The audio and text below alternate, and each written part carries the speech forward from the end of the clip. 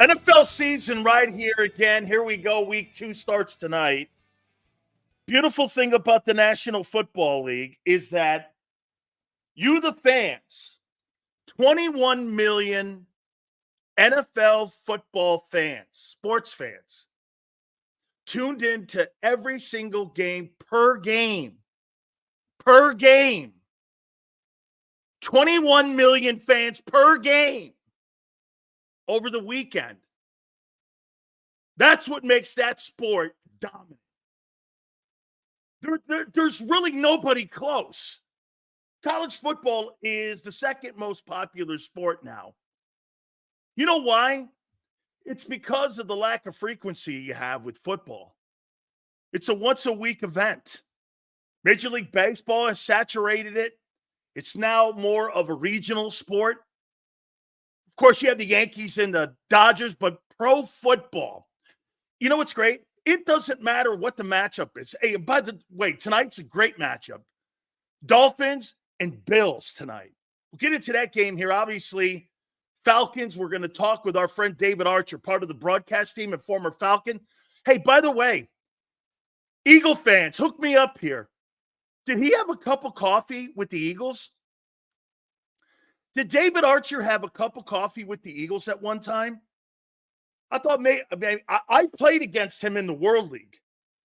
I played against him when he was a pro football player, and an NFL player, and I played against him when we were in the World League together. But I think, if I'm not mistaken, I swear that he had a cup of coffee with the Eagles. Okay? I believe David Archer had a small stint with the Eagles, and now he, of course, has been part of the broadcast team for the Atlanta Falcons for the last couple decades. So we'll have him at 4:30. Xander Kraus will join us at 3:30, and you. But as we always do, we start the show off with big sales, and the 4 hours are powered by our friends at BetUS. So we appreciate our friends. Make sure you check out the website. We thank them very much for being part of the channel here. And by the way, guys, do me a favor. Please hit the like button. You guys have been killing it. You guys have doubled the viewership of the shows here on JAKIB.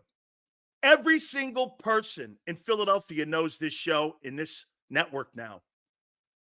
We're competing against the big dogs, and we are a big dog. And again, it's not because of the people behind the mics. It's because of the people in front of the mics. And I mean that. Dude, everyone knows this.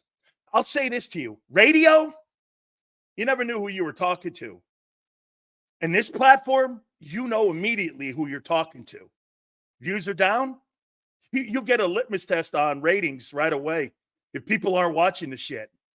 And there's so much more opportunities for you to go other places. Without you, these shows don't work. Okay? These shows don't work. And they only work because you're here. Okay? Appreciate it. By the way, Bills and Dolphins tonight. We'll get to the Eagles here in a minute. Falcons. So Tua is 1-6, I think, against the Miami Dolphins. You know, you take a look at some of the quarterbacks around the National Football League and you say this. I believe that Lamar Jackson is 1-5 versus Patrick Mahomes, right? You got to win games like this. If you're Tagovailoa and you're paid that kind of money, you've got to win games tonight like this.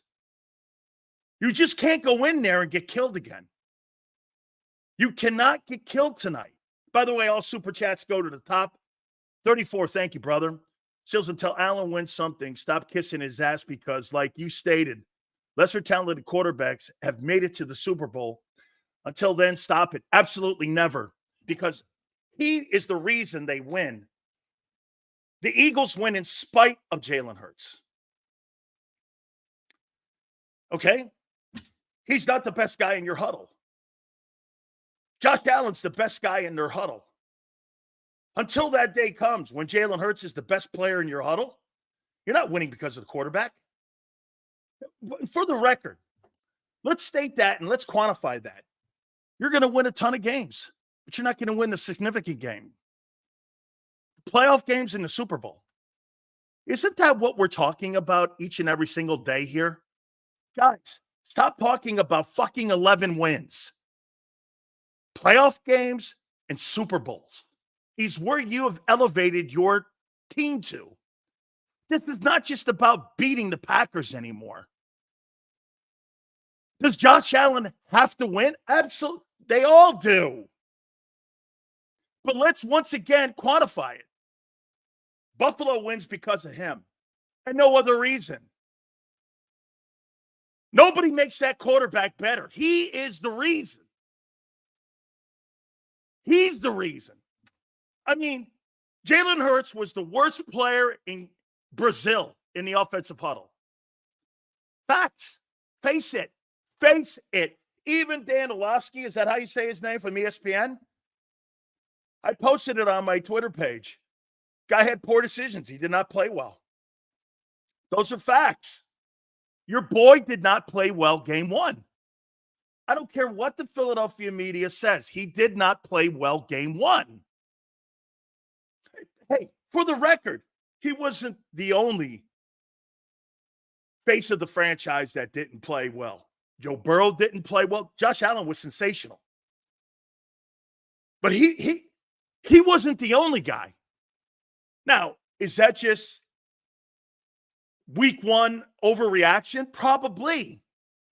We made this comment yesterday, and we'll do it again. Guys, this is a work in progress for Jalen Hurts. You guys have to understand this is a brand new quarterback that you are asking to lead your franchise.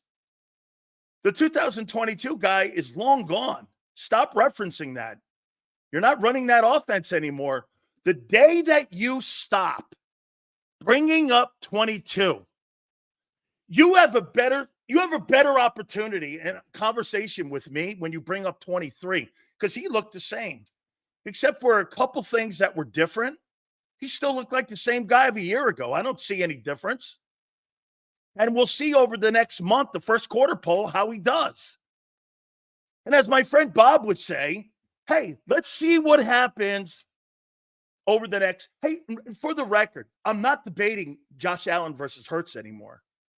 Because the only people that stupid conversation applies to is the folks in Philly. Nobody in America thinks that your guy's better than him. Nobody. Nobody thinks he's better. So whatever you're saying, it doesn't matter anymore. That's not a conversation. I'm not going down that route. He's a better player. Now, can you win a Super Bowl with a lesser player? Of course you can. We've seen it numerous times. You've got a stacked team. Okay? You got a stacked team. Hey, for the record, I see somebody bringing up Cam Newton is an MVP and got his team to a Super Bowl too.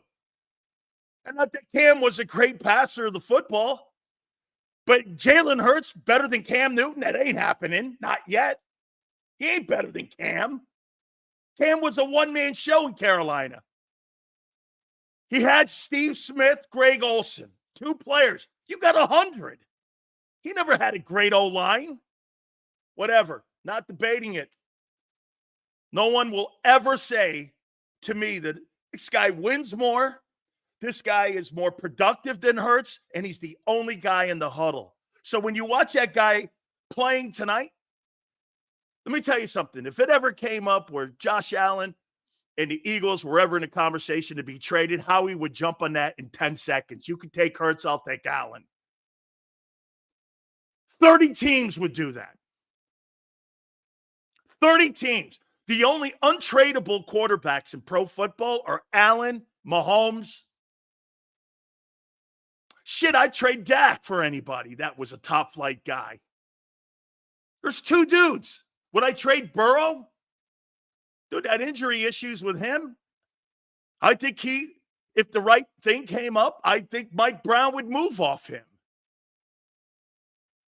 Mike Brown, we'll see if he can keep him in the building there. Okay? We will. We'll see if he can keep him in the building. And more importantly, we'll see if Duke Tobin, their general manager, can continually Dude, you're not trading C.J. Stroud for Josh Allen. That ain't happening. Josh Allen doesn't have the talent that Stroud has. Joe Mixon was the AFC Offensive Player of the Week. You got Nico Collins. You got Stephon Diggs. You got Jeremy Tunsil. You got Will Anderson. You got a nice team they're building in Houston. Easy. Act like you know what you're talking about, some of you. All right? See what Sam says here. Sills, how much has the Eagle organization corrupted Jalen's career? A ton.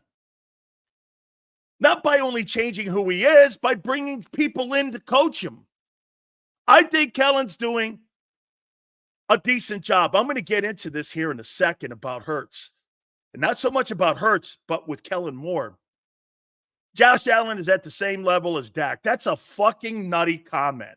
And absolutely stupid. Are you crazy? What a dumb comment. In a tougher AFC, this guy has won some of the toughest games there is.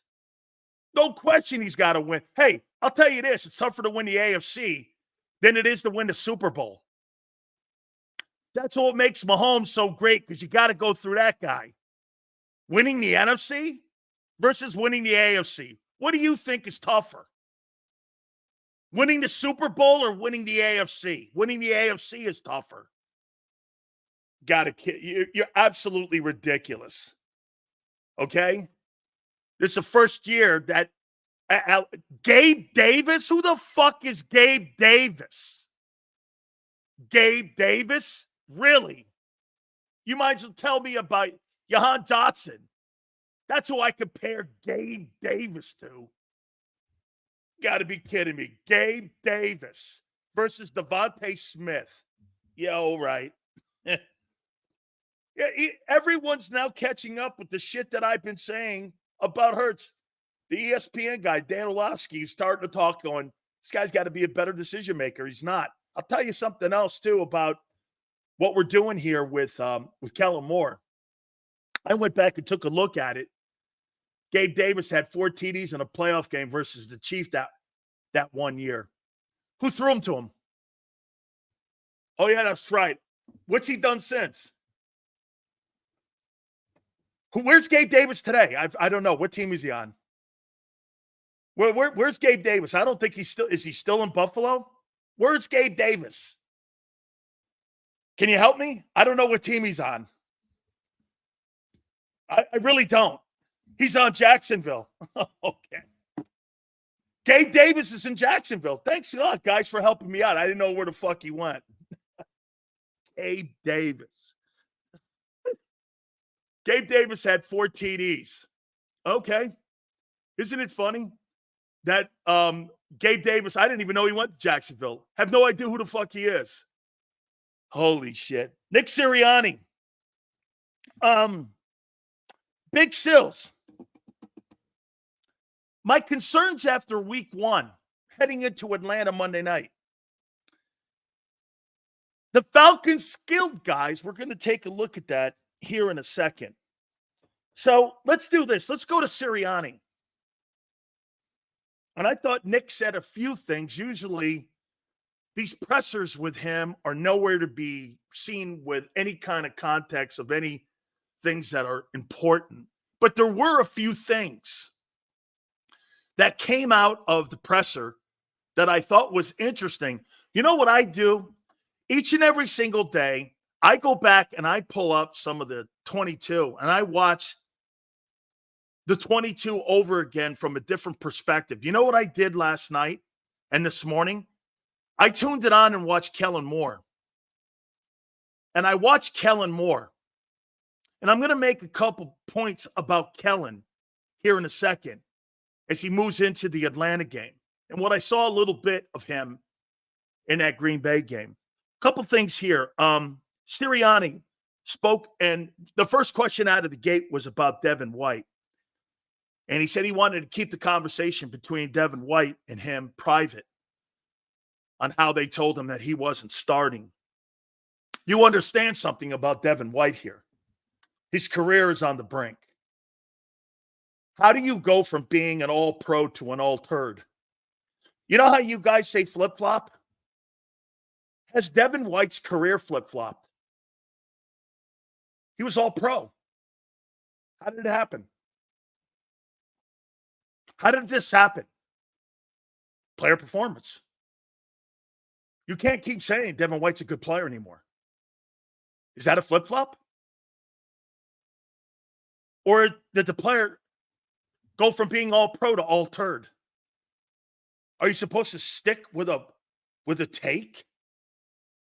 This guy went from negotiating a $100 million contract and reportedly being a top free agent 2 years ago, last year, to now not even starting on Philly. Senor goes, it's not. Wait a minute. Wait a minute. He went from all pro to all turd. That's not a career that flip-flopped.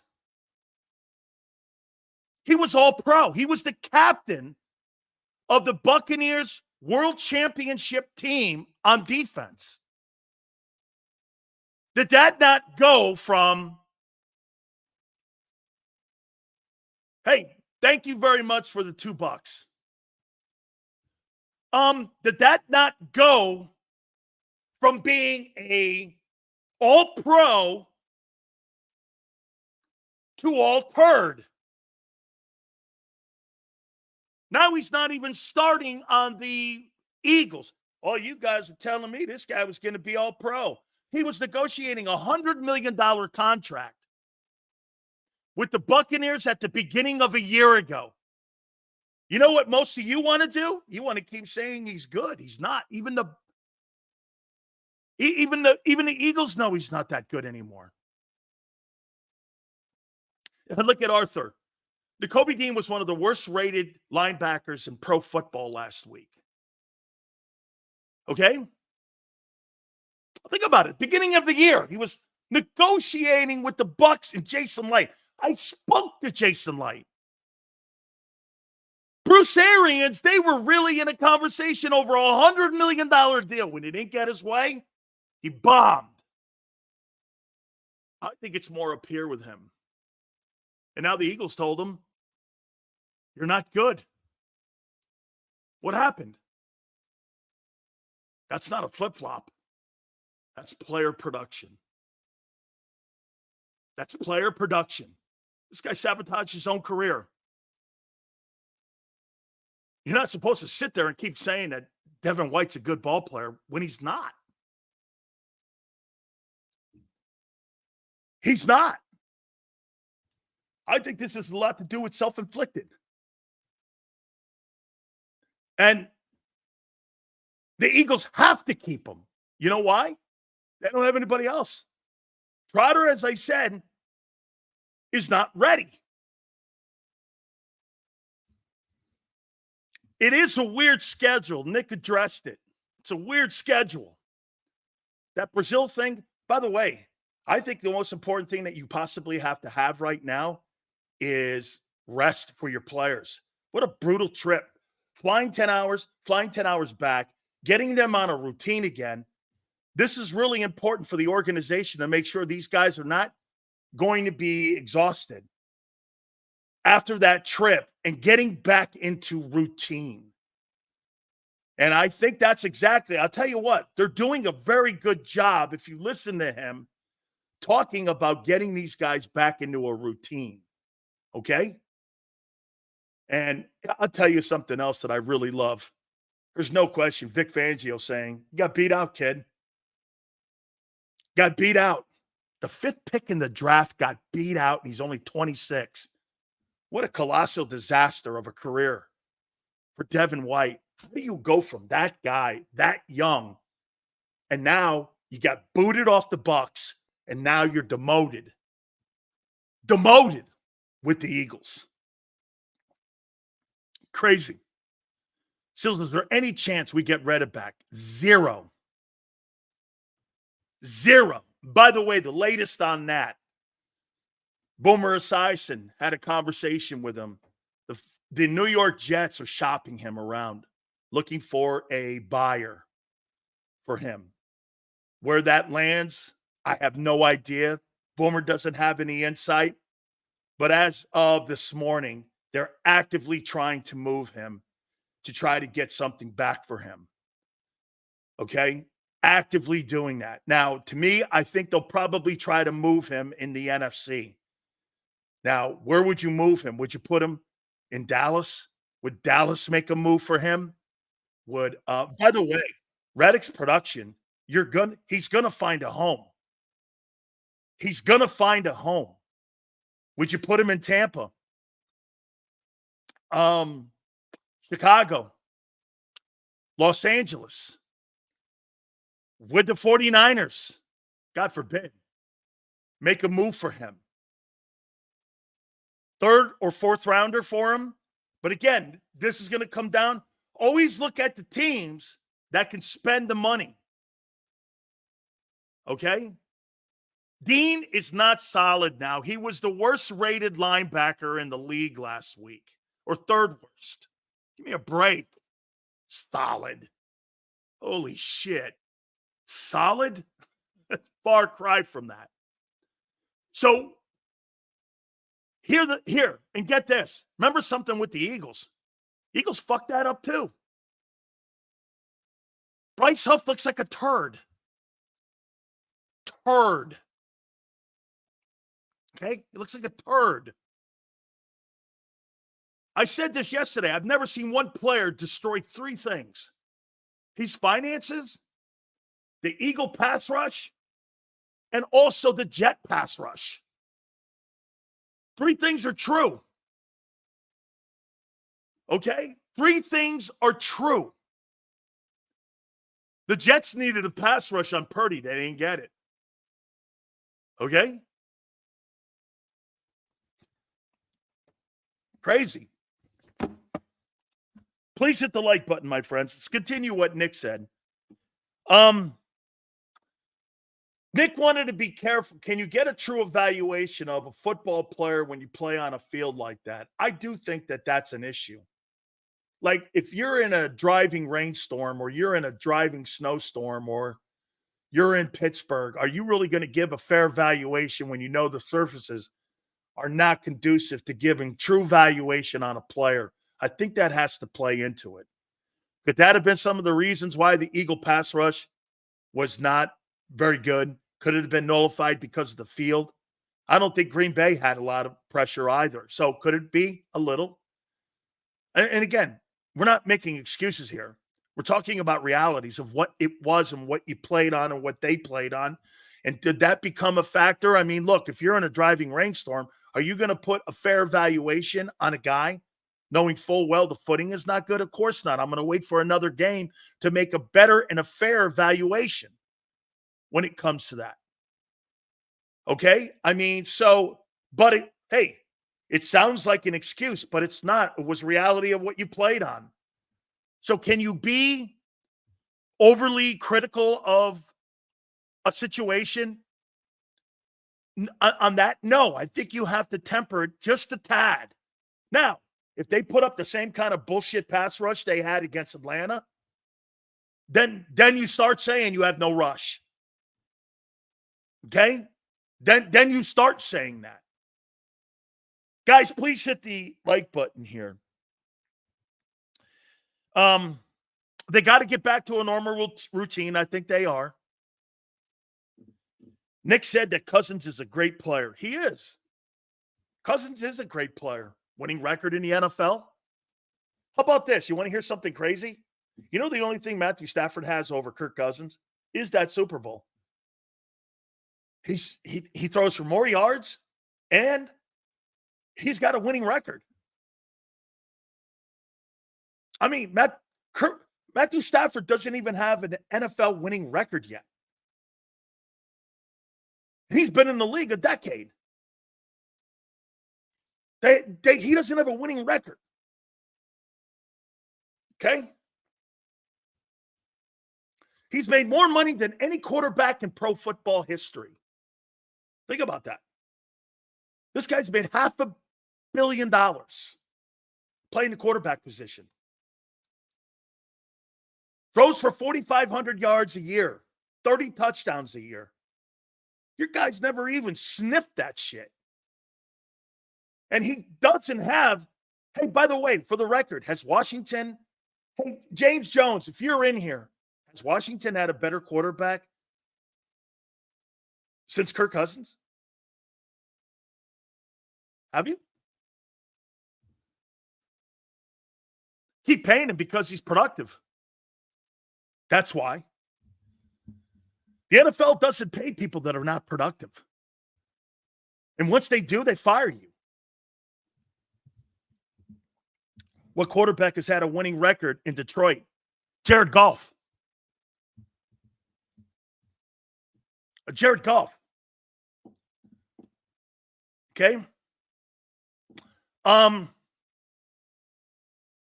So, end of the day, and plus one thing that Stafford has now, got a hell of a play caller. Probably the best play caller in the league, in McVay, for sure. Probably the best play caller. So let's move on here.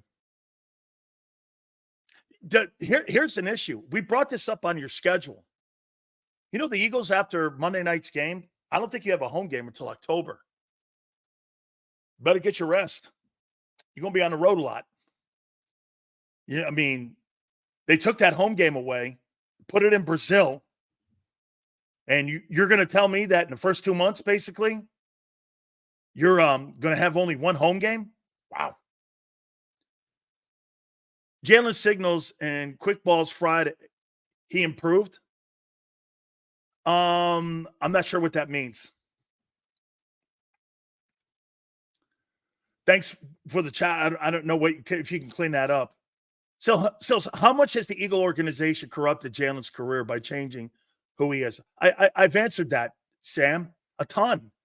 He'll never get the coaching that every other elite quarterback gets because of the interchangeable parts at the coordinator position that organization, it's what they do. Xander says it all the time. That organization will never be consistent at bringing in a coordinator and keeping them there.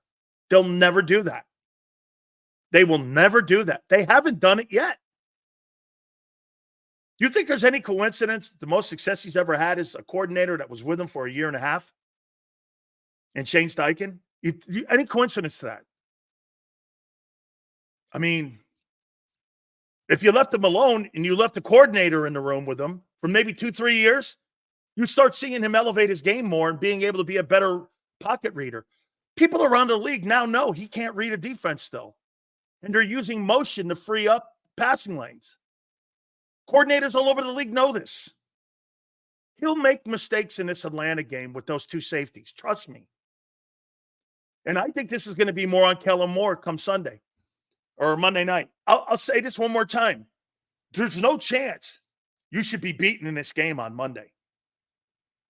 There's no way you should be beaten on Monday. There's no excuses. If you get beat on Monday, you got a problem the rest of the year. Okay? If you get beat Monday, you got a problem. Atlanta, are they as talented as Green Bay? No. God, I couldn't believe what I heard today from Matt LaFleur. They're talking about potentially playing him this weekend. Jordan Love. They didn't rule him out. Matt LaFleur did not rule out Jordan Love this weekend. I was like, whoa. They were talking 3 to 6 weeks. Why in the world would you put Jordan Love on the field this weekend when you're in a weak-ass NFC? There's only 3 teams in the NFC. Why in the world would you do that? I mean, I get you don't want to start 0-2, but you're in the NFC. You're not in the AFC. I'm with you, Crazy. I don't believe it either. I would not roll his ass out there. I would not roll his ass out there. I would not. Sills, how will we have a better game? How will have a better game, Bijan or Barkley? I liked what Sirianni said. He compared him to Barkley, Bijan Robinson. Had a better year a year ago than Bijan or did Barkley. 2 shitty teams.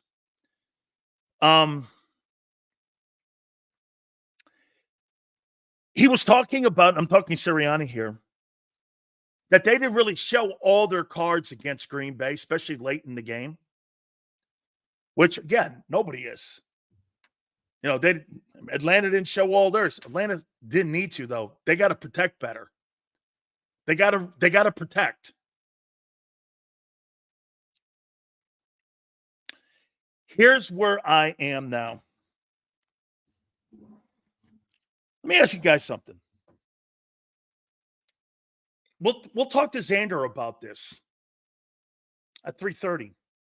Kellen Moore's situational play calling. So why are you so aggressive down on that end of the end zone when all you need is a field goal and you just need to be conservative down there? Why are you throwing the ball around? I get you want to put them away. Why are you throwing the ball around? And I get he wants to be aggressive. I went back and watched it. There were situations that he put Hurts in being too aggressive. His situational play calling was less than desired in that game. He needs to do a better job of that. You got a lead. Something's working. Stick with it. Don't get away from it. I don't want to see Kenny Gainwell fucking with the ball in his hand. I said this before to you, that there's coordinators that put up points and there's coordinators that win games. Jalen Hurts was put in some situations on Friday of last week by the offensive coordinator that were not conducive to winning games. Barkley should have had, in my opinion, 6 touchdowns. 6 touchdowns he should have had. When you watch the 22, you can see it when you watch the 22. Okay? I mean, now, again, let's see how this plays out over a month. Okay?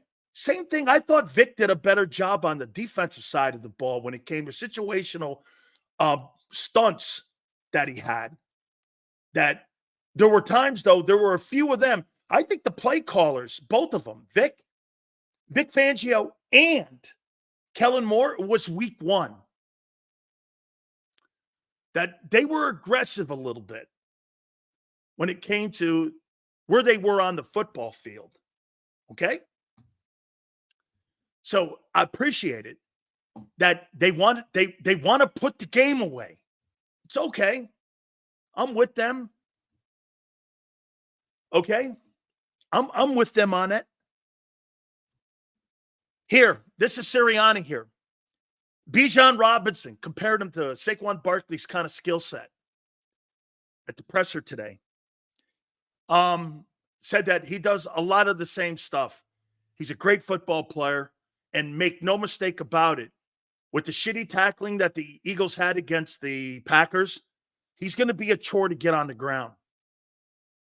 He'll be a chore to get on the ground. Okay? They're going to have to tackle better.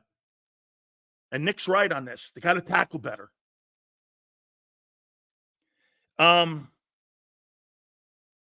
He said this, that was something that's pretty interesting, Nick did. And he's right. The improvement from week 1 to week 2 usually is a pretty big leap because you're up to game speed. You've seen game speed. And you kind of got a better feel for your players and what their skill sets are. This is really going to come down to situational play calling and the coordinators getting comfortable with where they are on the respected sides of the fields, whether it's minus 20 or plus 20 or plus 30 or on that side of the 50 or what have you. So I think the coordinators are also getting their feet wet, both of them, Vic and Kellen. And we'll see, I think, maybe a better leap. Okay? Here, Samuel. Sills, doesn't it seem like they're trying to turn Jalen into Mahomes? A little bit. A little bit.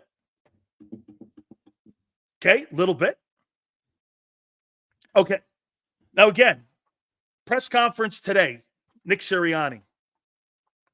We went over the press conference with Nick Sirianni. I didn't think he said anything crazy. He talked about the schedule today. Gave Cousins a ton of good praise.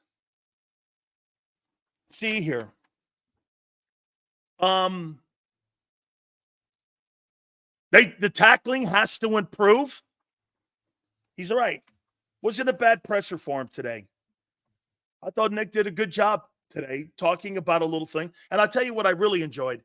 I love the fact that Sirianni didn't tell him and tell the media exactly what he told Devin White. There's no question Devin White was told he wasn't starting from both Nick and Vic, that he was not going to be the starting linebacker. And there's no question that that guy did not take that well. And now he's sitting the bench. Okay? Now he's sitting the bench. And we'll see how this plays out over the next couple weeks here. Barkley got hands as good as a wide receiver, too, in pass game. He does. He's a really, you know what? He was on display in that Packer game, and he really put up really a great effort. I don't think he can carry the same load week in and week out like that, though. I just don't. Still, Sirianni and Kellen Moore ran down the field to celebrate the 67-yard TD pass to AJ. It's okay. That's great. Both guys working on the same page. By the way, something else that Sirianni said that I thought was great. Kellen Moore and Kevin Patullo are in charge. They're in charge. Accepting your role? Okay. Accepting your role, Nick? We'll see how that plays out. We'll see how that plays out once and if they lose in the next couple weeks. How that attitude would continue to grow. Because I'll tell you something there. Me hearing that and then me seeing that are two different things. That's what I'm saying. That's right, Abe. I got to see that too. Okay? Here's another delusional guy. The Kobe Dean had a 29 rating, and he says he was a beast. What a dummy. You can't be more stupid. You just can't be stupider, guy. It's not true. You sound like a politician. Lies. Sirianni new job is emotional intelligence coordinator. Funny. It would be nice if we could get Haason Reddick back. Hey, stop with that. That's not happening. This is not happening. Okay? It's not happening. Let's see here. Absolutely. Well, hey, get this. Forte goes, putting words in my mouth. Well, someone has to. I'm trying to help you out here, kid, because you're not very intelligent. Hit the like button. PFF's a joke, right, Nick? Unless it works for you, right? PFF's a joke, unless it works in your favor. All right. Here we go. Sills, I'm afraid Jalen Hurts has never recovered from that Super Bowl fumble. Now, turnovers were never in his DNA until after that. I wish the guy was more mentally. That's not true, Brian. They're changing his skill set stuff. They're putting him in a position like Xander said yesterday. You know what Xander said yesterday that I didn't really expand back on? Xander said that when he was at Alabama, he's nothing like where he is now. Well, the renaissance of Jalen Hurts as a passer is still going on. He was replaced because he wasn't accurate and because he couldn't read defenses. That's why they replaced him at Alabama. Does Jalen Hurts have a stronger arm? Is he a better athlete than Tua? Yeah. Well, that didn't matter. In pro football, it's not if you're the better athlete. That doesn't make you the better quarterback. Ask Aaron Rodgers and Tom Brady that. Okay? Just go there. The better athlete is not the better quarterback. Lamar Jackson is a better athlete than Patrick. Well, I don't know about that. I'm not sure. I'm going to assume that Josh Allen and Lamar Jackson are better athletes than Mahomes. That might be a reach, but okay. But Mahomes is the better QB. Peyton Manning and Tom Brady couldn't jump over a stack of quarters. But at the end of the day, they're better quarterbacks than a guy like Aaron Rodgers. Do you think Hurts was worse than Daniel Jones? No. No. I do not. No, I don't. Hit the like button. Please. How you doing? You want to watch a quarterback? He's on display tonight. Actually, two of them. Tua led the NFL in passing yards. And your boy, Josh Allen, second best quarterback in the league's on display tonight. There you go, baby. That's what I'm talking about. All right. Let's get into concerns. I got 10 of them.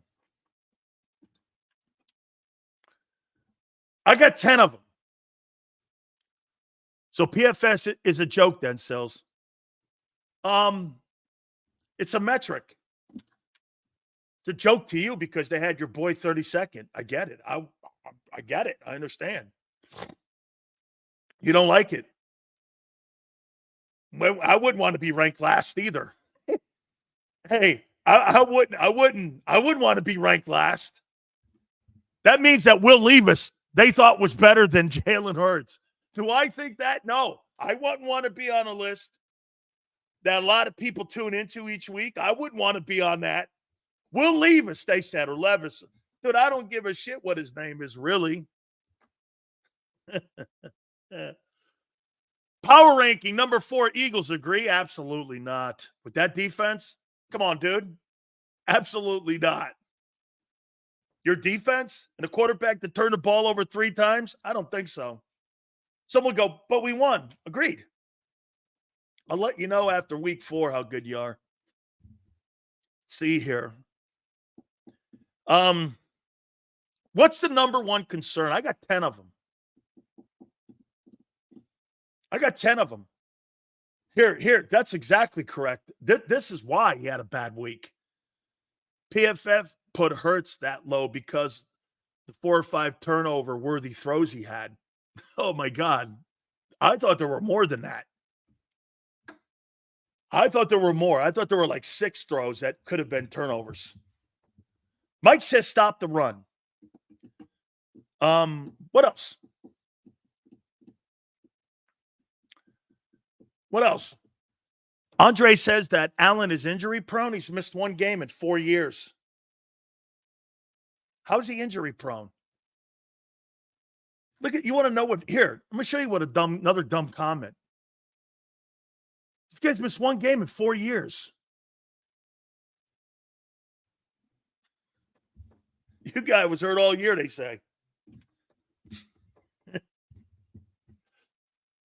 Ugh. Here to be America's honest show and to help you guys out. Fangio doesn't seem to have a problem with Dean Sills. You seem to be the only idiot that has a problem. If you think, Sean, that he played well, then you and I will never see eye to eye. Absolutely not. You gave up 163 yards rushing and 415 yards in total offense. And you're fucking telling me you thought your defense played well and your linebackers played well? You had a linebacker play well. Holy shit. How do you give somebody credit for giving up 10 yards a carry? So wait a minute. You gave up 10 yards a carry. And Nakobe Dean played great? All right. Nakobe Dean played great, giving up 10 yards a carry. Okay. Oh, I know. The field sucked. Not Dean. The field. I don't mean to laugh at some of you, but you're pathetic. It's funny. All right. Here's my concerns. Let's start it off here. Pass rush. Non-existent. Got to get better. It's a concern. I think it'll be a concern all year. Vic's got to come up with a way to get pressure. It was a no-pulse pass rush in week 1. No pulse. No pulse. Jalen is the problem. He stinks. 304. Spoken like a true Cowboy fan. Okay? Zero pulse. Got to improve. Who do you think improves for Monday night, in your opinion? The no-holds defense. Yeah, I don't know. The no-holds defense gave up 163 and 10 yards a carry. Whew, pretty rough for the no-holds defense. Carter? Sweat wasn't horrible. Where are you getting pass rush from? Jalen Carter? Okay. Sweat didn't do awful. He made plays. He did. He made some plays. Huff 2 sacks. 1 guy. The rest of them were nowhere. And the guy you paid, wait a minute. So let me get this right.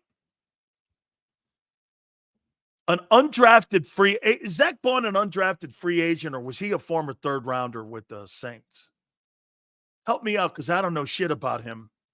I just know that he was stuck on a roster with the Saints. And he was a free agent, right?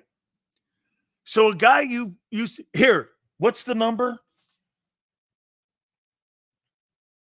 Howie Roseman gave $40 million in guaranteed money between Bryce Huff and Devin White. One guy's benched, and the other guy should be benched, or was. Is that right?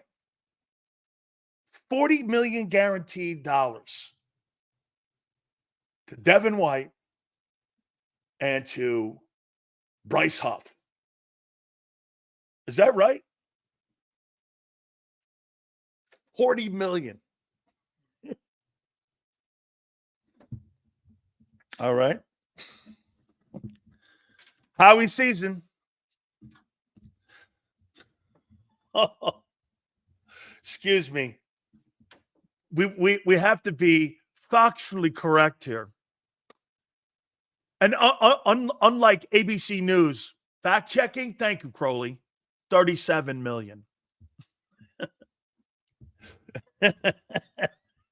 37 guaranteed to a guy who's been benched and the other guy who was a no-show. Thank you, Philip. 37. All right. It still sounds stupid. Okay. Zach Bond was selected. That's not a horrible pick for the Saints to give up on him. Jesus Christ, think about it, senor. Saints gave up on Gardner Johnson and Zach Bond like that. Jesus. All right. Mickey Loomis, I got great respect for you, but shit, dude. Those are some decent players, man. Well, depending on what Gardner Johnson does this coming week. Hey, is he going to be available? Hey, do me a favor, guys. When that injury report comes out, I want to see if Gardner Johnson's on that thing. I want to see if he's on it. Okay? Sills, why is Devin White crying? Because his career's over. I don't blame him. I don't blame him. tackling. Here's a concern. It's a league concern, though. The tackling's a league concern. But they've been a bad tackling team for 3 years. They don't practice it in Philly. I'm not sure anybody does, really. So I'm not, again, the tackling, take a look at the league all around. I don't know if that's an Eagle issue anymore. I think that's got a lot to do with the National Football League. They do not want people tackled in this league. They want big prop bets. They want receivers. There's no coincidence that the two positions that are blowing up financially are wide receivers and quarterbacks. You think there's any coincidence to that? Isn't that, and aren't those the guys that you guys put most of your fantasy football league teams together with? Corners, quarterbacks, wide receivers, right? Those are the guys you put your fantasy teams together with. Those are the teams that you put up your bets. There's no coincidence that you guys do that. Guys, do me a favor. Thank you very much, Coach. Please hit that like button. Okay? How you doing?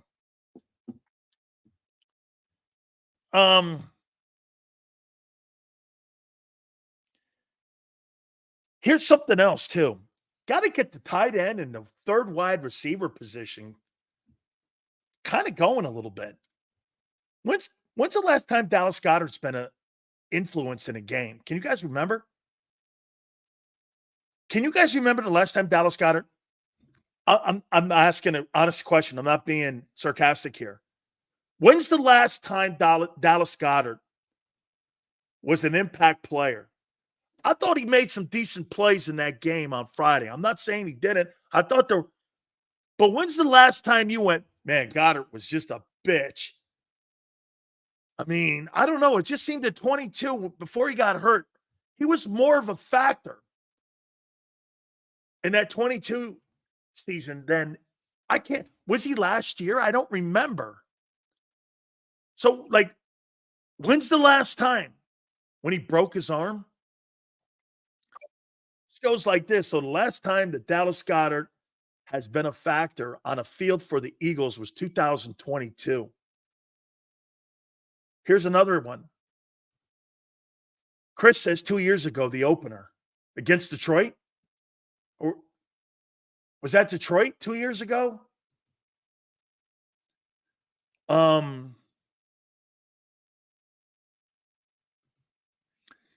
That's what I said, Sills. We need tight end play against your linebackers. I don't really think – I agree with you. I don't think Atlanta has good linebackers. They play Tampa too. Absolutely. But corners stick to the receivers. Very nicely done, Abe. Very nicely done. It is a Tampa 2. Why? Raheem Morris comes out of the Tony Dungy school. That's exactly what you're going to see. 2-eye safety and Tampa 2 style linebackers. That's where Raheem Morris cuts his teeth, and that's what the Rams did. Okay? If you take a look at the Rams game of a year ago and you pick up that Rams tape, this is what I would do if I were the Eagles. I'd go back a year ago to that Rams game, and I would look at what Raheem did in that game defensively. And this is what you're probably going to see applied Monday night, is exactly what that Rams thing looked like. Now, there'll be some nuances because they got better players at certain positions. I think in Atlanta, last year they had Aaron Donald in that team. Was Donald on that team last year? Yeah. Okay. And they had that kid from Wake Forest who was getting pressure. But they did a nice job offensively. Brian Johnson did a nice job in that game. But you're going to see pretty much the same stuff. Because when you go back and watch the Atlanta, you see a high two safety and Tampa 2 style linebackers. Derek Brooks, Ryan Shazier. Remember something. If you want to look at Pittsburgh or Atlanta, they're going to run Tony Dungy's defense. They're on the same coaching staff. Okay? They were on the same staff. And they were taught in that Tampa 2 Monty Kiffin defense. That's kind of what they do. Forte says week 15. Forte, is that last year? Forte, is that last year, week 15? 15%? Is that a year ago? They got to get him going. Okay? They got to get him going. Maxon says this. There was a time when Goddard was uncoverable. Completely agree. I swear he still is, but I don't know if Vic is confident. I think you need Nick in him because of the injuries. They're trying to save him potentially for the back half of the season. Goddard had 2 TDs in the Rams game. Picking. Think of this. This is why I want to get Goddard going. Because him against those linebackers in that Tampa 2, I don't think Atlanta has the backers. They got the safeties, and they got a corner. But I do not believe that they have the linebackers that can cover him. I want to get his ass going. And see, even more to the point. I didn't say that the Rams defense did a good job. I just said that's what they're going to do. And they're going to do more of it. I think Prince is under the impression that I said they did a good job. I said that's what they're going to do. Because that's what Morris does. He's a Tampa 2 defensive guy. I know Raheem well. I posted a picture on my Twitter page of me and him going out to lunch numerous times. I can't tell you how many times we went out to dinner. Lunch. 20. I know what he does. And I know why Rich McKay hired him. Okay?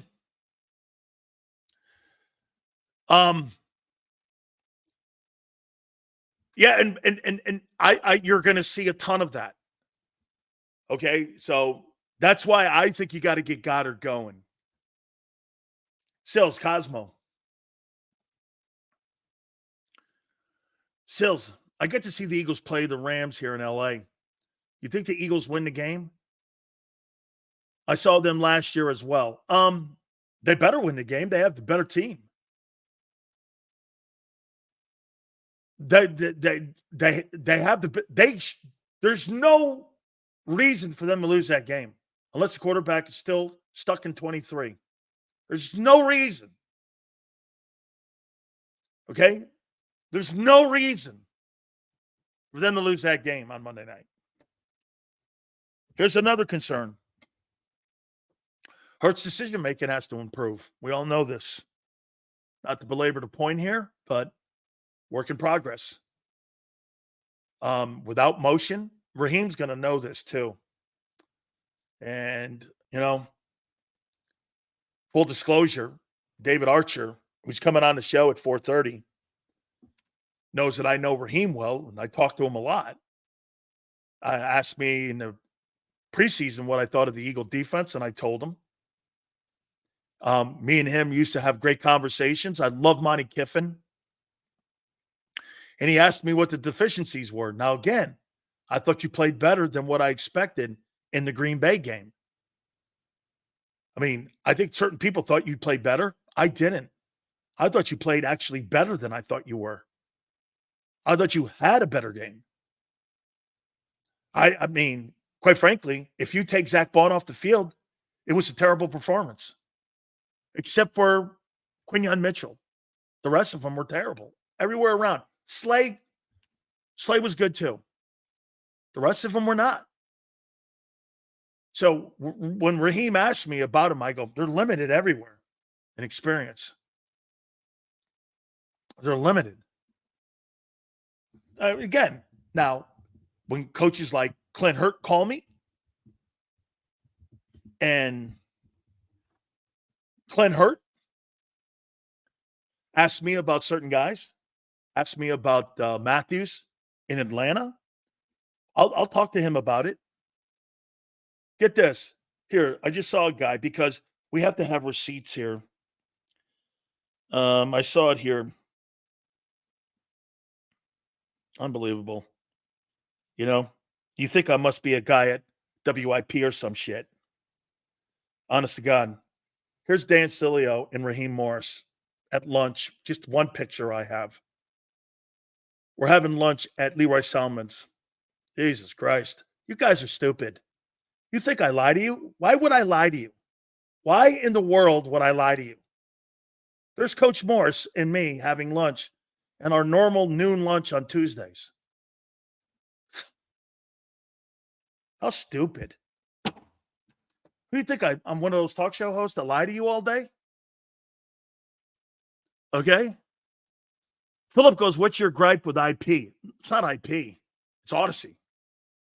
Oh, what's my gripe?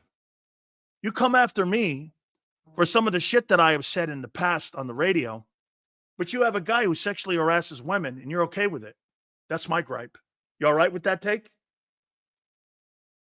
And then you call my bosses when I make a comment about your elf general manager. You all right with that? That's my gripe. You lived in Tampa, of course. Yeah, because normal people, get this. Look at this dumbass's take. Because I lived in Tampa, that means I go out to lunch every day with Raheem or every Tuesday. Yeah, because that's a normal thing. When you live in Philly, you go out to lunch with Nick Sirianni. Oh, okay. Oh, okay. All right. Yeah, okay. Sure. Oh, right. Yeah. That's my problem. Oh, man. Absolutely. I live in Orlando, so I only get to eat with him once a month. That's funny, man. Good job. Good stuff. All right. Let's see here. Why all these throwback pictures? Well, he hasn't been the head football coach in Tampa for what, a decade? I don't know. I haven't been in Atlanta in a long time. Or I didn't take a picture when I went up and saw him in Los Angeles 2 years ago. I'm sorry, dude. Prince, I'll do better. Hey, I'll search for more. Hey, Sills, when are you going to start handing out snowflakes? Very soon. There's a couple people in here. But by the way, one thing RC3 that I can't do with the snowflakes is because we have so many people in here that help the algorithm that I don't really address because they just hit the algorithm for us. I don't know if I want them to go away because they help the show, even with their idiotic takes. I'm not talking about you, Prince. You're just a stupid guy, and I love you to death, but you're just a stupid dude.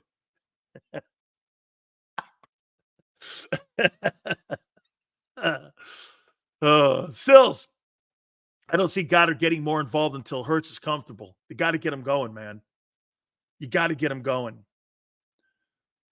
With what he sees when looking across the middle, if Hurts uses Goddard from the stem out, it's going to be more of the same. I agree. I think he struggles, and I think he has an issue throwing across the middle of the field. Okay? And just like we had Mike Golick on yesterday with us. Mike Golick says there's no doubt Kyle Shanahan attacks the middle of the field. The Eagles don't. They do not attack the middle of the field. Okay? Let's see here. Andreas, look at this guy right here. 2 things in life that I know about Andreas. Horrible takes and stupid comments.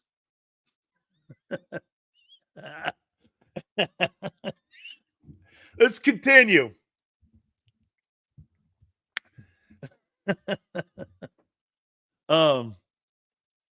I love James Jones. Only thing with Raheem, you don't know with that he got what he has in store. Also, Falcons pass defense looks a little better this year so far. Oh, it does because of the 2 safeties they got. Okay, because of 2 safeties, sure. Number 3 wide receiver position. Are they ever going to make that thing viable? You know what I mean? I mean, you don't have to be overly productive. Okay? You don't have to be overly productive there.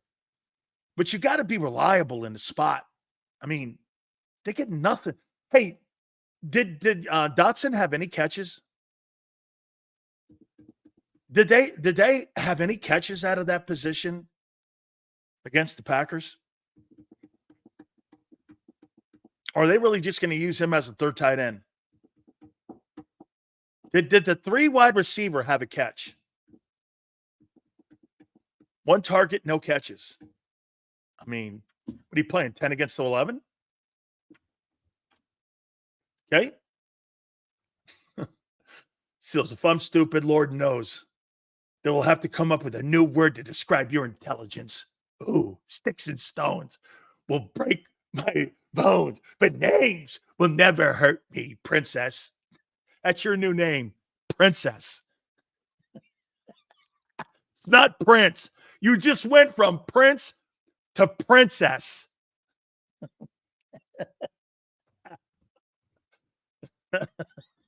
Yeah.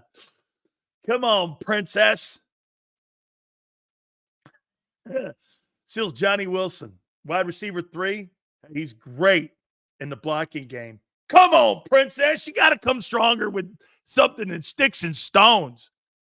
Xander says you got good takes. He likes you. Me, on the other hand, I think your takes blow. Come on, princess. Hello, princess. Hit the like button. Yeah. Oh, how you doing, Carlos?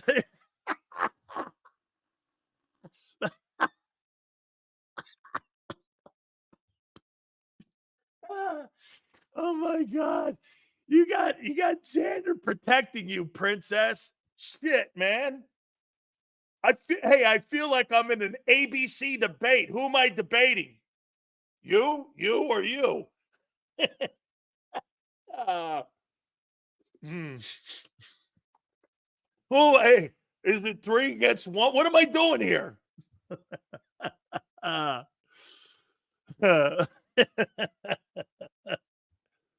Come on, princess. Come stronger, dog. Oh, man. Here we go. Oh, hey, thank you very much, man. That's really cool, Jeff.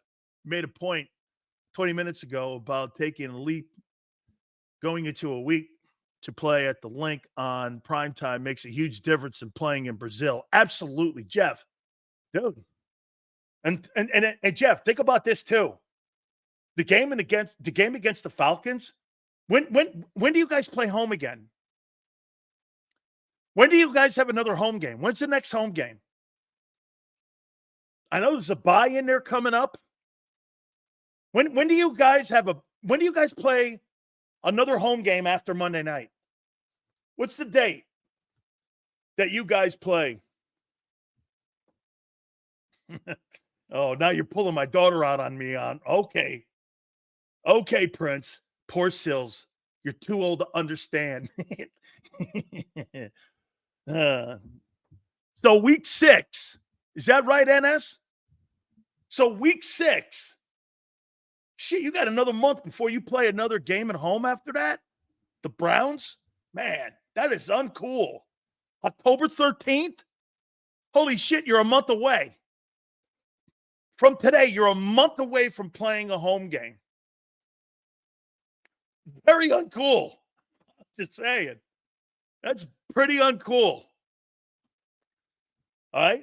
Pretty uncool. Let's see here. Health of the O-line. Hey, let me ask you something here. So if the center goes down, who's your backup? What's your backup plan? What's your backup plan if your center goes down? Landon Dickerson?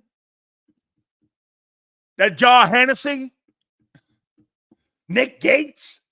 Oh, so wait, Hennessy or Nick Gates? Isn't that the guy who was in that movie, Nick Gates? With that Nicolas Cage played. Isn't that that actor guy, Nick Gates? He's like the treasure hunter guy, right? Nick Gates is your backup? Yeah, wait, right? The guy, that's the guy who's going to be your backup?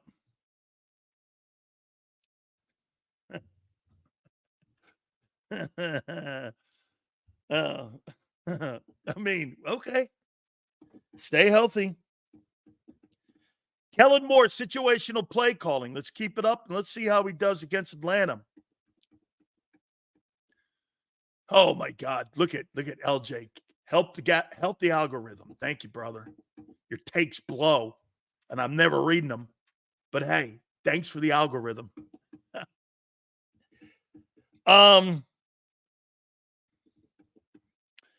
Vic Fangio's got to come up with a good scheme. Got to come up with a good scheme to create pressure because you were non-existent in Brazil. Okay? They were non-existent. Okay? Get this, Crowley. Who's the backup LT in the Niners? Well, I could promise you one thing. If it's anything like they got with that running back who went for 147 yards, I trust John Lynch to make sure that he has somebody ready to rock and roll. Because you know why? The Niners, they got 4 guys they drafted that they put out there on that field against the Jets. I'm pretty sure they got somebody. How you doing? How you doing? Get this. So he says that Stout is smarter than me. Well, I sure hope so. I'm not an O-line coach. That's not much of a reach, is it? Or is it like a Howie Roseman reach when you're trying to touch the bottom shelf?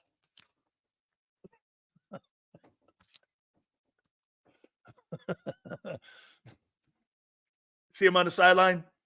I was like, there you go. Touchdown. I was like, look at him, man. He looks like one of them cheerleaders at Florida. One of them dude cheerleaders.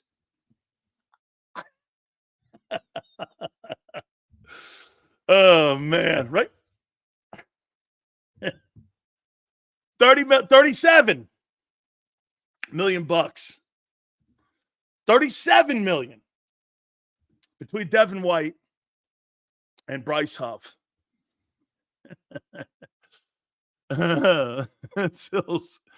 Shit's breaking down at Sileo's neighborhood bar. Bartender's getting Shirley. I'm good, man. I just got to throw a couple people out of here, man. Sometimes when they don't pay their bill, got to throw some folks out. Wait a minute. Get this. How am I obsessed with someone that comes to my show and I don't read his – how am I obsessed? I'm not the one posting 700 posts an hour on pace for 42,000 posts. How in the world am I obsessed? Are you crazy? Whether he's here or not, I could give a fuck. Oh, wait, no, I'll take that back. He's great for my algorithm. Same thing with this C24 guy. These guys are wonderful. Thank you. Keep it coming.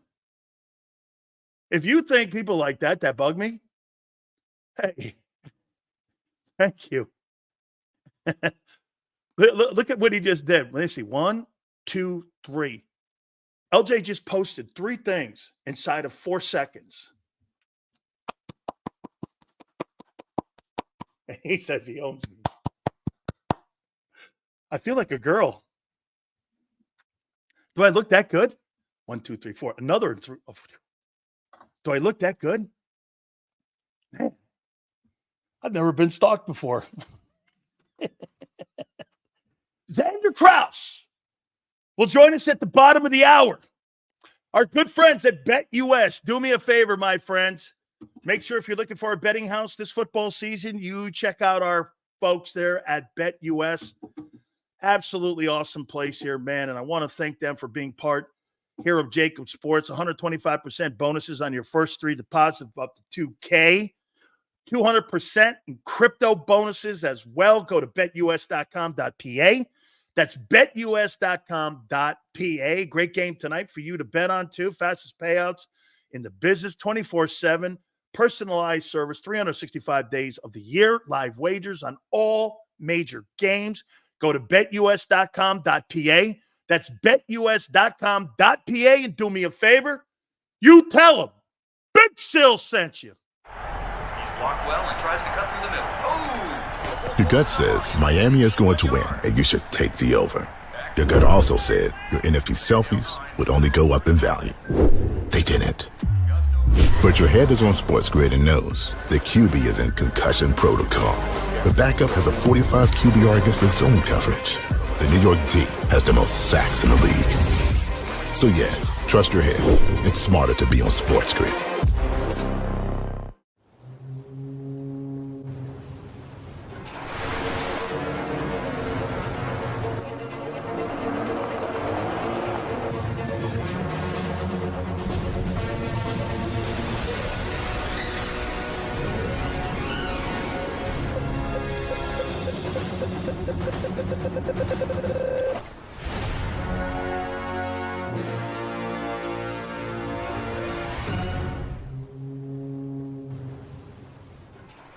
Score and save in southeastern PA and Delaware with Colony Pools this football season, and let the experts close your pool with a custom Merlin safety cover in green for the birds. And if you join our Winter Watch team, we'll give you another 20% off, and Colony Pools will handle it all. Keep your tiles on your pool, not in your pool.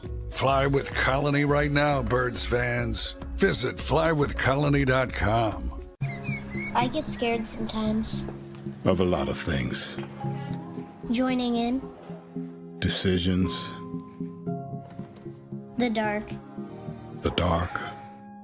But I once heard someone say, But as I always say, it's okay to be afraid. as long as you face the fear. And keep moving forward. Wherever you are in life, count on the name trusted in insurance for over 80 years. Independence Blue Cross. Hi everybody, my name's Jason Lombardi. I'm an inspector at DryTech. At DryTech we offer three major services. The first one being basement waterproofing. The second service we offer is foundation and structural repairs. And then the third service that we offer is mold remediation. If you feel you are having a waterproofing issue, give DryTech a call or check us out online.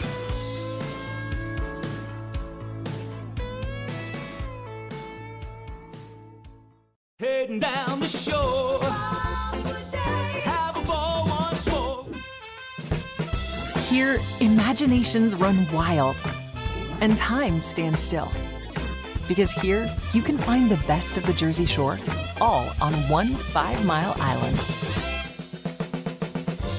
So leave the old you behind and get lost in the woods. Wild, wild, wildwood. Plan your stay in the Wildwoods today. EAGLES, Eagles.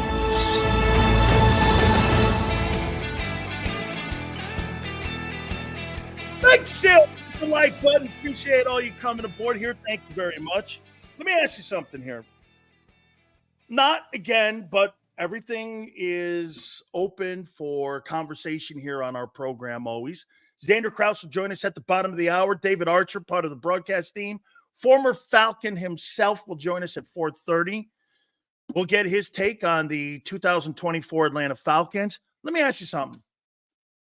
So, as we move forward, just to kind of veer off topic a little bit, I saw because obviously Jason Kelce, Travis Kelce, Taylor Swift are kind of all in this media hubbub, and football season's here. I guarantee you that box in Kansas City is going to be interesting between Mahomes' old lady and Taylor Swift now. That'll be fun to watch. I'll have to have my popcorn. But just something to think about. Whose endorsement would you rather have? Elon Musk and his Twitter or Taylor Swift? I don't know. I'll take the guy who owns that number one social media platform. I don't know. Just me. But I'll take the guy who owns the platform that she's on and that endorses Trump. I mean, it's pretty crazy. I mean, these people, I don't really care, but I thought it was stupid that the media is making that out to be something. It's not. The guy who owns the platform is the guy that she's on. And you sit in here going like, oh, who cares? They could temper anything she says because Elon owns it. I'm like, hey, I really don't care. But I thought it was interesting. You see who endorsed him? You see who endorsed her? I'm like, who? They went Taylor Swift. I went, the guy who owns X is endorsing him and giving him money and giving him a platform that she's on. Who would you rather have? I thought it was weird. Oh, by the way, something else weird. Last night, I'm watching the MTV, and I'm like Princess over here. I don't get it. I don't know. I mean, my wife and I were looking at each other going, you don't really have to be that talented any longer to make music. I mean, hey, I should have got into the music industry because you don't have to be good. You don't. I'm like, okay, who is that? I'm not sure. Still's got the Eagles at 8 wins. Player. No, I upped it to 9. I upped it to 9, baby. How you doing? Okay. No. I didn't say what's his name. I was just talking about Elon, dickhead. Come on, princess. I have not mentioned that guy's name. I didn't mention him. I mentioned Elon. How you doing? Once again, try listening, princess. Might help you out a little bit. Seals, I think Howie needs to bring in Sue for depth and keep out JD, JC, and Milton. They need a dog in that line. Not yet. Not yet. Okay, not yet.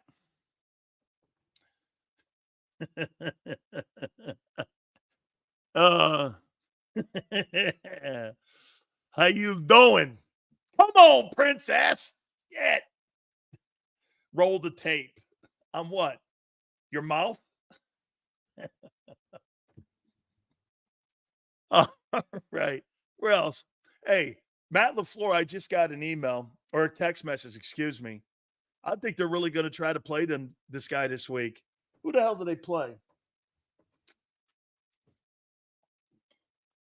They got Indianapolis. I mean, come on, man. It's in Green Bay. So you're on grass. You're not on AstroTurf there in Indy. Man.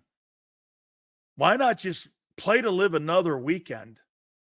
I'm not sure I put him out there. Dude, the NFC, you can go 0-3, in my opinion, and still have a shot to make the playoffs. Didn't the Bucs do that a year ago? Didn't they start out like that? Didn't they? Didn't they start out a year ago or something like that, right?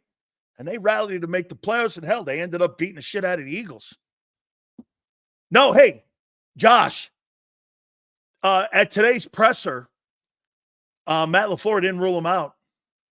I guarantee you when that injury report comes out today, it'll probably say questionable for the game on Sunday. Questionable. I'm like this. You got Detroit, who's 0-1, right?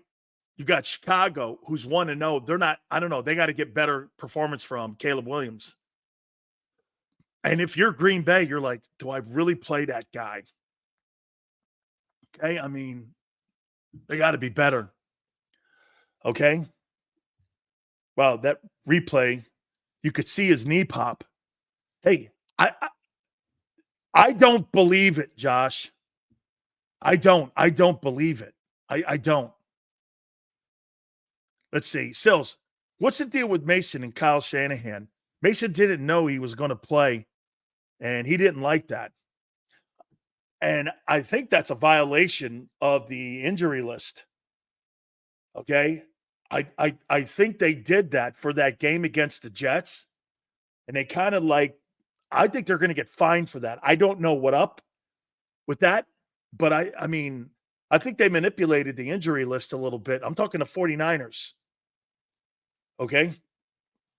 So, let's see. Yeah, you got Detroit 1-0. You got Chicago 1-0. You got Minnesota 1-0. I think I misspoke. I think I said Detroit 0. So you got almost the entire division now 1-0.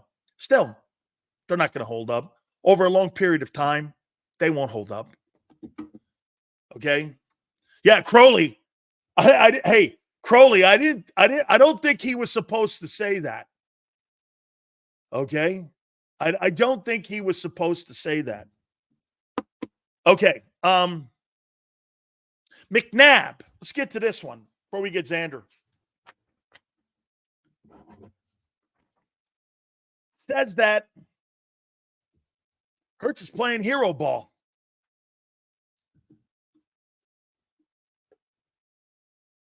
Okay. Not, yeah, right, Cam?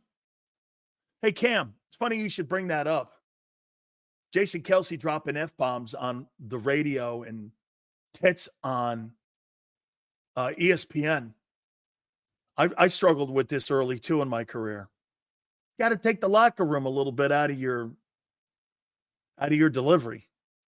It won't hurt you in Philly because, it's just Jason. Nationally, it will. Okay?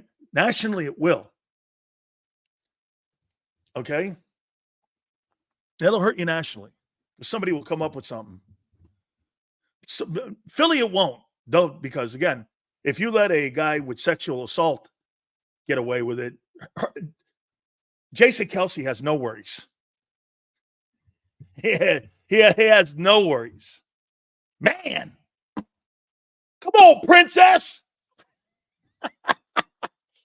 Wow, man. Princess has got a defender. He does. Against big bad whales. Okay? You see, now that James Earl Jones has passed on and Darth Vader's no longer around, you're looking at the true sports talk Darth Vader right here. Xander, I see you, my son. Oh, the co-host of Birds 365, Luke. Let's see how much. Let's see how. Hang on. Let me clean my glasses off. I got to get the green off it. Hang on. Incoming. I'm going to be taking shrapnel. So here we go. Xander, Big Z. How you doing, brother? What's up, Big Sills? How you doing, brother? I'm doing good. You need to control Princess in here, man. Prince is a certified JAKIB legend. Prince, I love you, brother. Keep pushing. Yeah, right. Keep punching, Prince. Keep jabbing, Prince. Jab, jab, punch, baby. Remember something. They come to see Darth Vader every day. It's all good. The Dolphins almost killed Tua from those head injuries. I've never watched even a minute of a Star Wars film, so I have no idea what you're even talking about. I've never seen a minute of Star Wars. So not surprised by anything the league does. Yeah, what do you mean? Like, hey, disciple, him wobbling around like he had nothing wrong and they put his ass back out there? That's right, man. All right. So let me ask you something here. Let me start it here with Devin White. What do you make of this situation here in the Eagle locker room here? So Nick was asked the first question, believe it or not. They asked Devin too, by the way, during your show. Okay, what did he say? Interesting comments. I can pull some of them up actually. Let me see if I can. Yeah, I would love to hear his response, and I'll say what. So Nick here, I have Nick here. Here's Devin. Nick said that I would like to keep it between the player and myself. He knows we're going to need him this year. And I'd like to keep that conversation with our players private. So I'd be curious. So he tweeted this out? Elliott Shore Parks tweeted this out. They were video interviewing him in the locker room. Can you hear it? No, I can't. 1 second. Yeah, you could truly say that. The way the snap count went, the things I did on the field, preseason wise, but at the end of the day, it's not my call. I could just do what's asked of me and just stay ready, for what's asked of me. Whether I go out there the last 2 minutes of the game or the first play of the game, I just got to be ready and just be able to, get his team all I have. And that's what I came here to do is just, rewrite my story, for my career. However that play out, I don't control that. I just leave that in God's hand, and I stay ready. I don't cry, don't, mope around. I just come to work and, be a pro about everything. But he had one more comment too. Let me just click on Elliot and find it. He did have one more. So he was disappointed, right? Here it is. It was hard, but at the end of the day, it's football. Those guys make those decisions, and you got to live with them. Be prepared, when your number calls. Go out there and handle your business. They said that you have a role on this team moving forward. Nick said they're going to need you. Did they describe to you what that role was? You had to get it from them. What happened to your ankle? You'll have to get it from him, he says, Sills. A lot of information. Some been working through, with the training staff. They've been doing a good job of, trying to get me well, just to make sure I can do everything I need to do. Is the same foot as last year? It is the same. Last year was more the foot. This is like up high. Something that just happened in practice, like a bad step. Do you feel like you're going to be able to play this week? Say it again? Do you think you're going to be able to play this week? I don't know. That's really out of my control. But could I be ready? It's still just taking it day by day. How excited you were to get here, to get on your sign here? How disappointing is it that that you're not starting? I don't know. I just keep the main focus, just getting better and being able to help when I am called. I kind of don't look at it that much. Being here, going through all the phases, putting in all the work. I still see the green grass on the other side. I just gotta, stay true to myself, keep going. I've been going all my life, and to get myself here to the NFL, to this team, whatever, just be ready. How did they tell you that Jacoby had been in the position battle? Shit, I don't know. I can't recall. Somebody did they come to you? If there's a chance to start somewhere else versus just waiting here for your opportunity, is that something that you would welcome? I don't know. Right now, I'm locked in with this team. I came here to do a job. I know everything is well in front of me, so I just got to do what I got to do. I made a good bond with these guys, and we in here every day getting better, whether it's in the room, the classroom, on the field, individual drills, even in there playing ping pong or something together. And right now, that's all that matters to me. I'm extremely blessed and highly favored. I know what's for me is for me. And if I stay true to myself, to the game, it's going to go. Will you play special teams if needed? I don't know. I can't discuss that right now. I never played it. So those are his comments. It doesn't seem thrilled. This guy's a bullshit artist. Who is? Devin White. I don't think he's a bullshit. What's he supposed to say? He got benched. Nothing. Well, he didn't really say much. I didn't view what he said as a negative thing on him.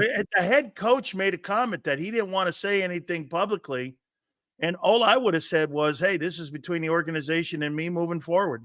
Yeah, but he got benched. So? Why should he? Let me just he doesn't owe the media. But why should he? He doesn't owe you an explanation. He doesn't owe the Eagles, though, to not speak about it. Remember, he's putting his career first, too. Well, wait a minute here. Okay, what I heard there was, in my opinion, obviously this guy had a cow with it. Obviously, this guy had an issue with how he was told. Obviously, this guy, all the things that Nick did, Nick actually handled himself better. Well, look, Nick is a politician, head coach. They got cameras in the guy's face. They're like, look, you were supposed to be an impact player here, and you're benched. He's obviously not happy about it. I think he thinks he was better than Nakobe Dean. He played, the thing I don't understand about it, and I'm fine with Nakobe Dean being the starter, but why give Devin White every first team rep for a month plus in the summer, and then when you're 5 days out from the game, you make a switcheroo on him and you go to Nakobe Dean? It doesn't make sense. If I'm the player, I'm pissed too. So I can't really. I understand what you're saying. You want to. Okay, but wait a minute. I understand now. I understand now what you're saying. You think this was a Howie call? I don't think it was a Howie call. I'm not saying that. I just, I think if I was Devin White, you're saying, and how could you make a proper assessment when the other guy got the majority of the reps, Dean got the lesser of the reps, even in practice, And you saw what that guy was. You went with the guy with lesser reps and lesser productivity in the games that he did play in. I mean, it wasn't like he lit the team on fire when he was in the exhibition season. Then again, not that Devin White lit anything on fire during the exhibition season. No, none of them did. So neither of them. I mean, none look, of you them could did. say you could So say you went with Nakobe the Dean draft. earned You it. went with the homegrown kid, right? Yeah, right. You could say Nakobe Dean earned it, but at the end of the day, I mean, Yeah, okay. you know, I understand Devin's frustration. When it's all said and done, I do agree. You know, PSV checks in, and this is a good comment. He says they gave him every chance to win the spot. You know, here's the problem though. Early in camp, they weren't even rotating Nakobe. No, in at the mic. They weren't even rotating him there on first team. So that's when John was saying on Birds 365, Nakobe's going to start. Nakobe's going to start. Nakobe's going to start. And I'm like, where is he going to play the will? This Like is what's weird. And John somehow knew. I mean, John is obviously he gets some stuff off the record that he can't, always say, but he doesn't always have a good feeling on where the team is. And he said Nakobe's going to be your starter. And people called him a Devin White hater, and that's turned out to be true. So maybe Devin White did look terrible in camp, but you heard a lot from beat reporters all camp long about this guy stood out or this guy stunk or whatever it was. I didn't hear that Nakobe Dean or that Devin White was great, but I also didn't hear that he was terrible. No, this is weird. This whole situation's really weird. I mean, the guy who got the most reps, and by the way, Nakobe Dean didn't do anything to separate himself from him. So, I mean, he did nothing except for the fact he was a third-round draft choice by Howie. And if you know how the organizations, not just Philly, everywhere across the board, they're always going to favor hometown guys over free agents, no matter what and how much money. But I also don't get the feeling, Sills, that Vic Fangio would just play Nakobe. Agreed. Nope. That's where I think it's changed somewhat on the defensive It side has. of the ball. And maybe Nakobe Dean did look better. We saw a little bit of him in game one. Obviously, he played the whole game as the starting Mike, but it wasn't great. So, we'll see what ends up happening. But I do think John's going to turn out to be right that Devin doesn't do much. I'll tell you why.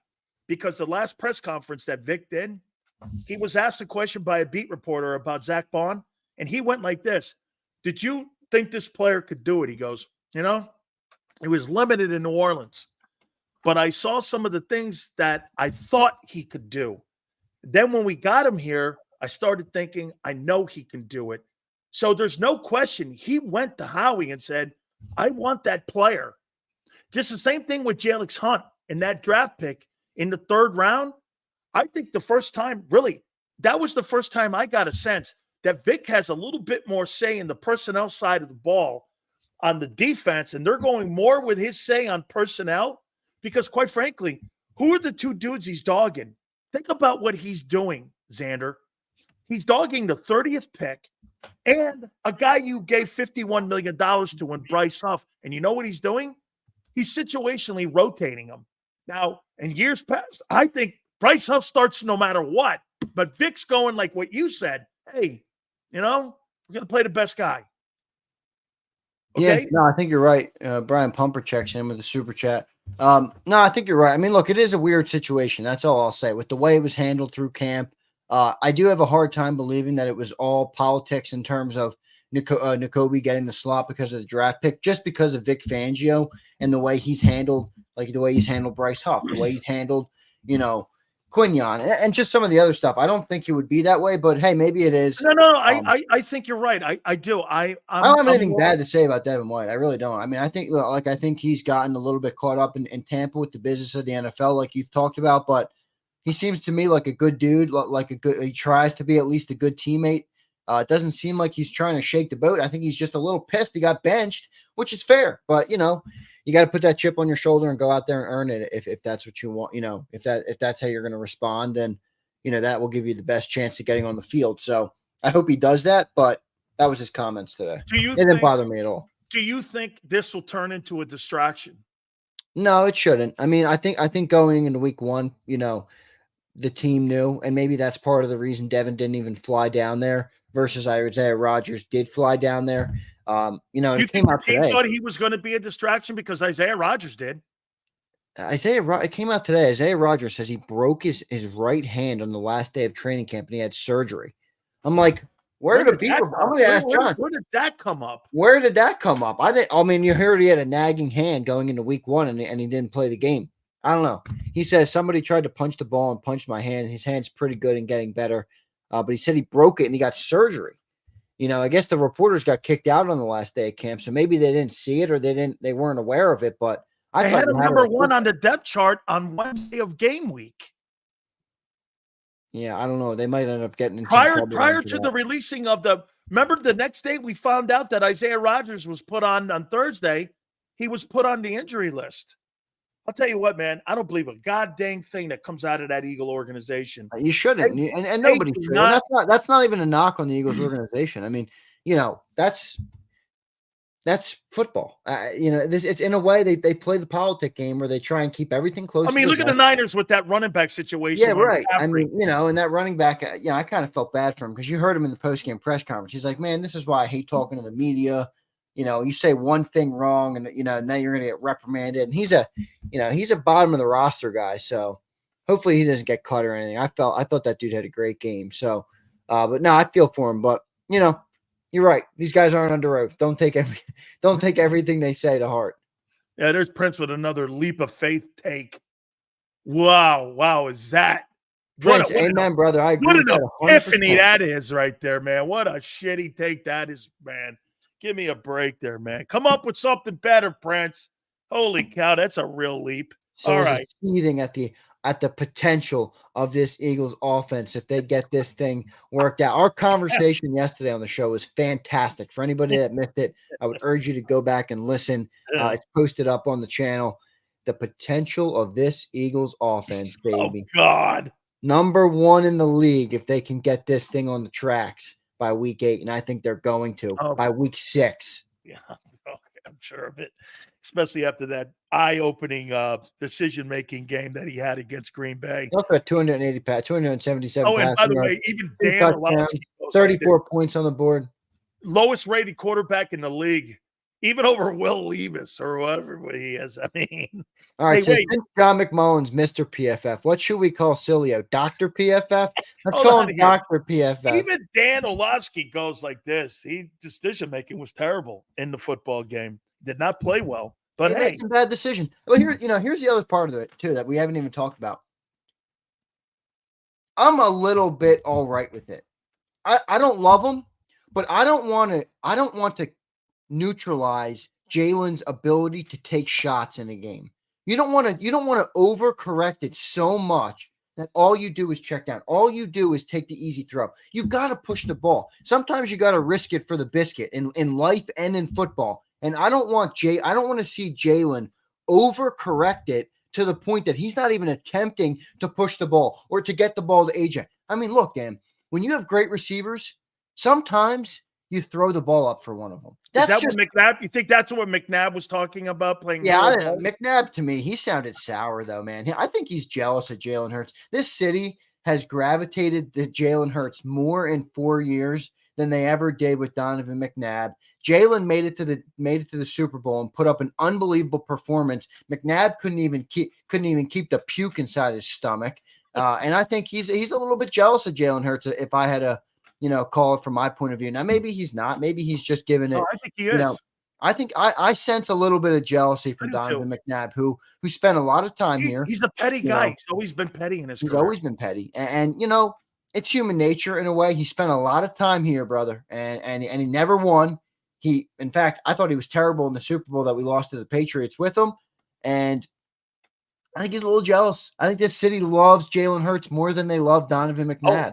I don't think that that's even a conversation. I think the conversation goes back to the two dudes they loved the most was, as fans, maybe Randall and him. I think if you go back in the history of the quarterbacks, you look at Cunningham, and Cunningham's stay at the end was a little bit bitter on his way out the door. But while he played, Eagle fans loved Randall Cunningham when he was at the height of his career in Philadelphia.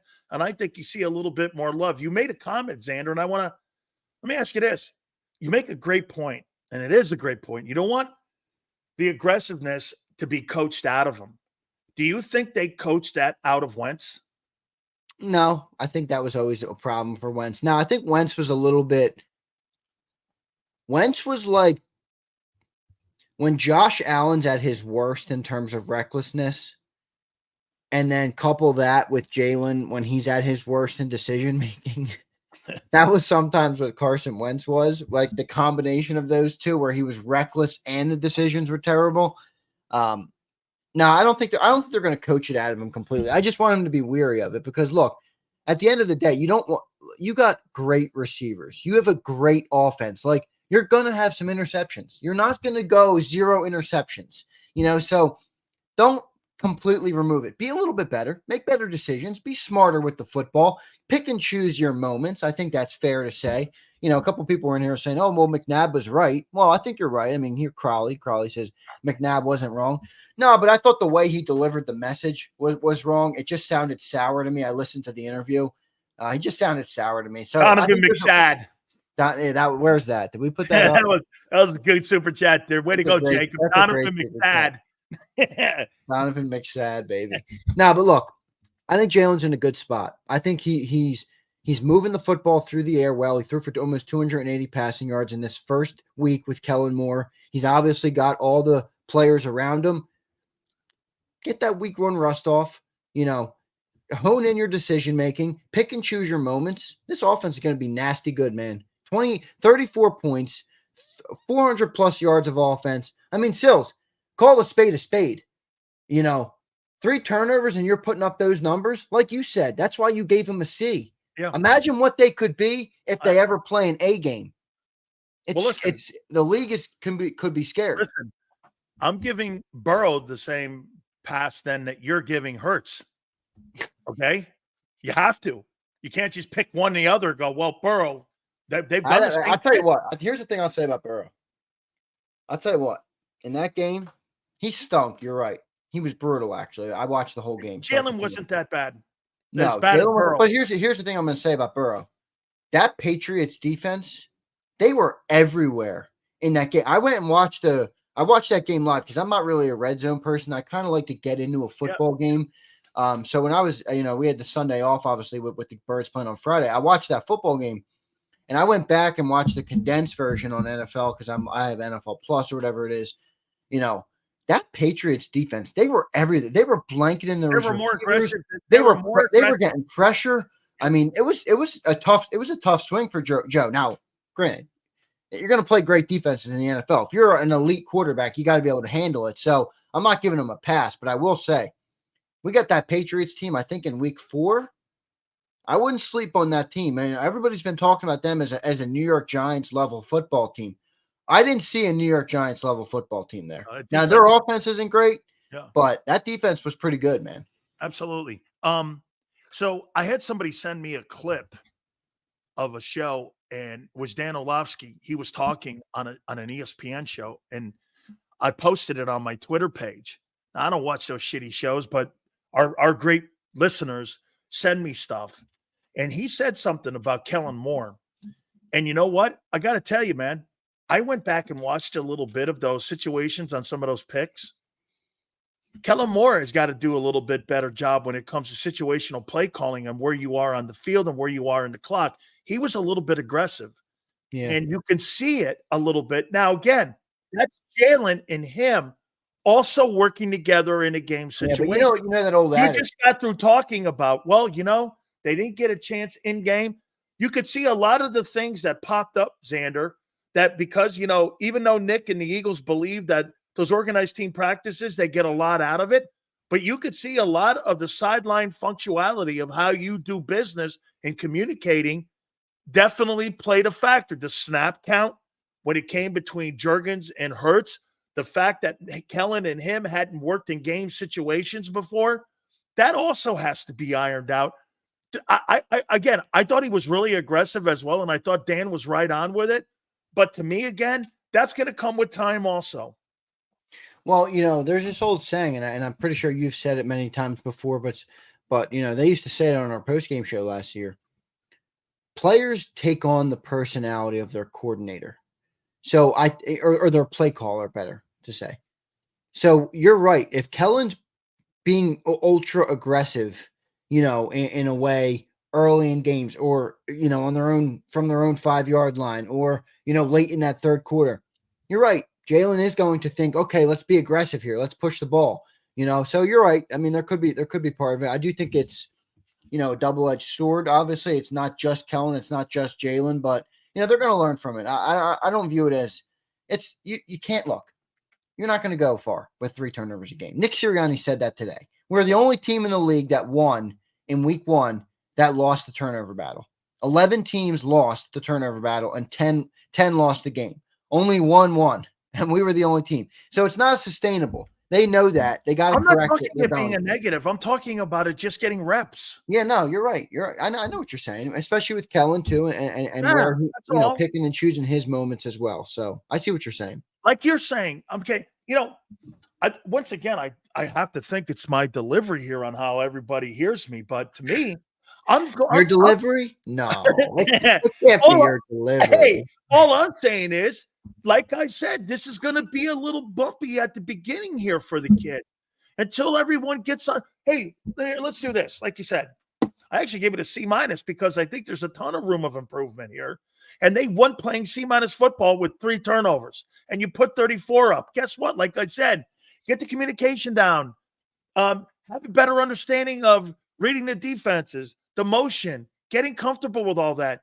Xander, I mean, you won the ball game. There's no doubt about it. But the first quarter poll of the season, we're going to really know. Hey, I'll tell you what. Let's do this now here. What's your biggest concern going into week 2? Now, Nick said something that I completely agree with. The jump from week 1 to week 2 is usually dramatic in how you are able, because now you get up the game tempo. Right. You've been on the field. You played 60 minutes of ball. You've been in a game. You've got everything. You've got some things out of the works here now, like you said, some of the rust and such. So this is going to be a pretty good leap. I threw out, and I'm going to give them to you here. How for both teams, by the way, for both teams. Oh yeah, both teams. I think you got to expect Atlanta to be a better team. Yep, you got to expect Atlanta to be better. How concerned are you with the pass rush? Well, that's where you asked me my biggest concern going into the Monday game. It's that defensive line. You got Bijan Robinson coming in. He is a very talented running back. He can gash you if you let him. And based on the way Josh Jacobs ran in the second half, I think they put some film on up there, that Atlanta, that Bijan's watching right now and kind of oozing at the mouth. He's like, look, I can run on this team, so feed me the rock. And then, that's the thing with Kirk Cousins, right? If you get that running game working, he's great in play action. So then you're going to open up the play action. Now you're going to put more pressure on your secondary. So I believe that defensive front is going to have a better game. They're going to have to get pressure. And most importantly, they're going to have to stop the run and at least mitigate it to some extent, because Bijan's a guy who can take over a game. He's that talented of a player. He's like a Barkley clone. Yes, and he's younger and he's got less tread on the tires. So don't take him for granted. You can't sleep on him. And I don't think they're going to, but that would be my biggest concern coming into the game is you saw nothing from our defensive line in week 1. Now call it the field, call it week 1, call it whatever you want to call it. The fact is the fact. They did nothing in week 1. None of them. Not Jalen Carter, not Jordan Davis. None of them did anything really in week 1. So they all have to be better. That's not just talking about Bryce Huff. That's not just talking about, Jalen, it's all of them. I think all of those guys in that defensive line need to show up. And if they show up, I think this game could be a runaway. I think the Eagles could handily beat this team. I really do. But they do the right things. Yeah, I mean, I predicted last week was a 34-31 game. I thought Green Bay was a good team coming in. I mean, I'm not going to give my prediction. It was a one-score game. You weren't that far off. I'm not going to give – no, I was correct on how much the Eagles scored. I was just wrong on the Green Bay. They put up 8 or 29? 29, yeah. It's 34-29 was the final. But, I'm not giving my prediction yet. I'm going to give it on Monday on the shows. But, I do not have this game closer. I'll just tip my hand in that regard. Can you improve on the tackling going into week 2? You can or is this going to be an ongoing situation? Because, again, Xander, if you go around the league, there was a tackling issue all over the place. I mean, they don't practice this. And you know what? Quite frankly, really, Xander, the last 2 years, they haven't been a very good tackling team. They've just not been a very good tackling. No, and I don't know if they're going to be. I mean, look, it kind of is what we just talked about with the coordinators. And, you take on you take on the personality of your play caller on the field. We don't run a physical defense anymore. We run a bend but don't break. You have the 2 high safeties. It's not the defense of the gangrene era. It's not that type of defense. Not going there anymore either. We don't go in there thinking we got to crack some skulls. It's keep everything in front of you, all that stuff. So, I do think it's a problem, but I'm not going to harp on it too much because it's one thing to not crack people. It's another thing to make it a problem. 1 second. Let me just make sure that this is all good. I'm getting a call from. No, it's another thing to, you can't get beat. You can't let them get behind you. And if you start to see that, it's going to be a real problem. But, I think it'll be all right. How about this? Atlanta, like you said, you should have the game, right? And you should have it all under control here. Well, here's the one thing I'll say to you here. Are you concerned about Kyle Pitts? Are you concerned about Bijan Robinson in this game with linebackers that struggle to cover tight ends and backs coming out of the backfield? Are you concerned with that? Kyle Pitts, man, I can't say I'm overly concerned with. He's going into his 4th year here. He had 3 receptions last week. He started out great. His rookie year, he had over 1,000 yards. Last year he had 660 yards. He's 50 catches. Now remember, Desmond Ridder was their quarterback. No, I know you're right. I mean, but gotta have context. I don't fear him. I don't. It's the same thing with Drake London. I think a lot of it comes from college. Where these guys were great in college. And there was a big hype train on them all.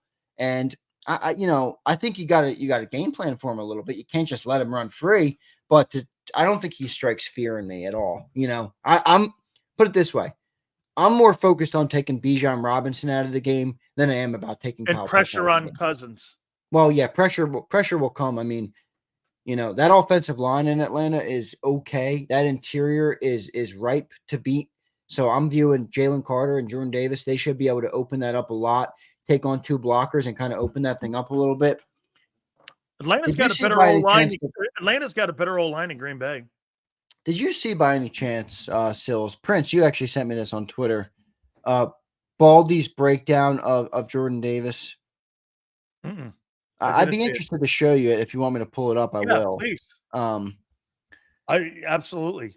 Well, because you were a defensive tackle, obviously, in the NFL. So I view the way you see it in high regard.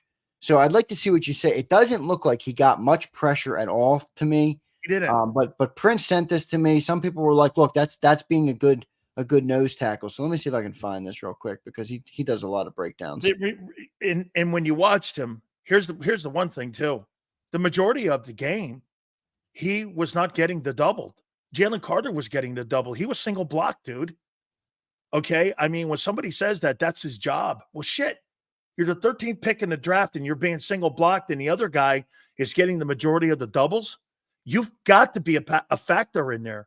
You just can't be a log in the middle of your defensive line and not get any pressure on the quarterback. And that's what Green Bay did. You know what they said? That guy's not going to create pressure for us. The other guy is. So they doubled Carter. That was a game plan. The offensive line coach did that for a reason. Who do you fear more in that D line? Carter or Davis? Well, I fear Carter more, and I'm going to wear out running. What did they do too, Xander? They ran them stretch plays early, and what happened? Second half of the game, the guy was out of gas. Yeah, right. So here's Prince who shared this with me. This is is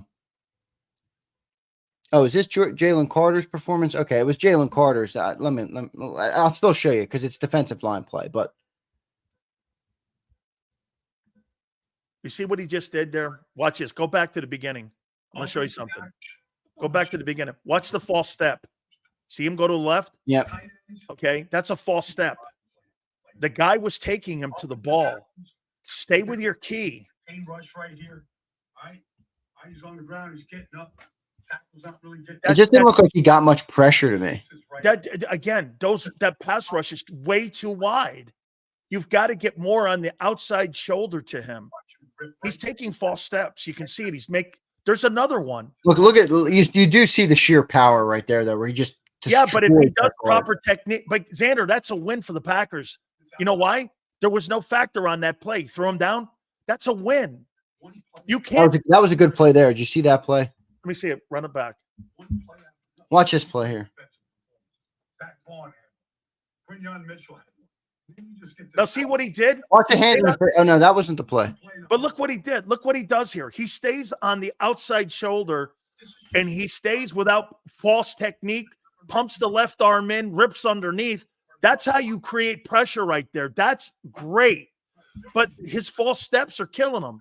Those are all poor technique, those other plays. Yeah, but isn't that on your guy, Clint Hurts? That's great. That's great right there. And he gets back into the pursuit angle. Look, and makes the play. See what he did? Oh, he didn't make the play, but he got Touched there. the passer correctly, gets on the outside shoulder. Now watch it here. Here, I want to show you once again. That's a false step. You see that left thing here? Dude, they were taking you to the play. Follow your fucking keys. They goaded him into Look at him slipping on the field, though. Holy moly. Okay. One thing, though, he just needs to calm down a little bit. Okay, because he's very aggressive. But there were a bunch of false steps that he had in there. That's a technique issue. You know what that is, Sander? That's a young football player. Yeah, but isn't that a little bit on Clint Hurt too to coach him up on that in that regard? You know what you got? It is. But and again, week one, you're going to take that game film and go like this to him. Hey, you see those false steps? Read your keys. Look, I'll tell people this all the time. If you watch the ball, and that's what he did in those plays, that ball he was showing, the ball will always take you away from the play. Your keys will take you to the play. Don't watch the ball, dude. They're trying to misdirect you.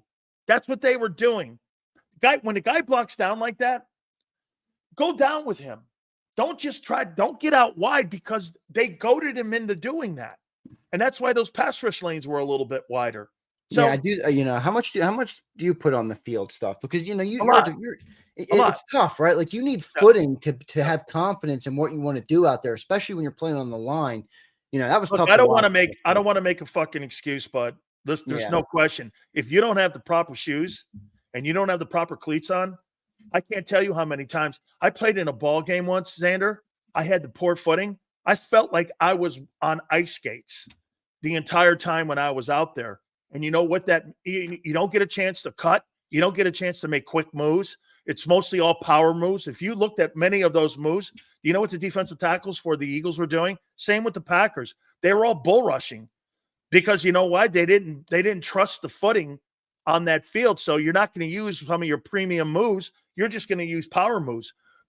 Turning the guy's hand. You're going to use the slap, but you're going to pretty much stay in front of him. And that plays into the favor of the offensive line. I do think the footing had a lot to do with it. I do. Yeah. So look, they better show up in Atlanta, or it's in Philly, but versus Atlanta, because I don't want to hear excuses about the field when that comes. And that's a game where your defensive line needs to take over on the defensive side of the ball. If that D line steps up at the link on Monday night, it's going to be a blowout. It's going to be a blowout. Kirk Cousins will never be able to get going. If you mitigate Bijan Robinson and get pressure on Kirk Cousins, they're going to have 10, 14 points in the game. The Eagles offense is going to put up 30 plus.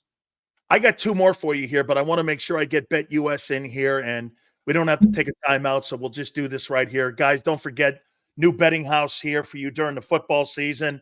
We're so proud to have Bet US part of the partnership here. First 125% bonuses on your first 3 deposits, up to $2K. Get it done. The home of Michael Vick, even 200%. And crypto bonuses are there for you as well. Fastest payouts in the business. Make sure you go to betus.com.pa, betus.com.pa for you to get the best service 365 days of the year. Live wagering like on tonight's game with the Bills and the Dolphins are there for you. Do me a favor. Log on again to betus.com.pa. That's betus.com.pa. Two more for you here, Xander.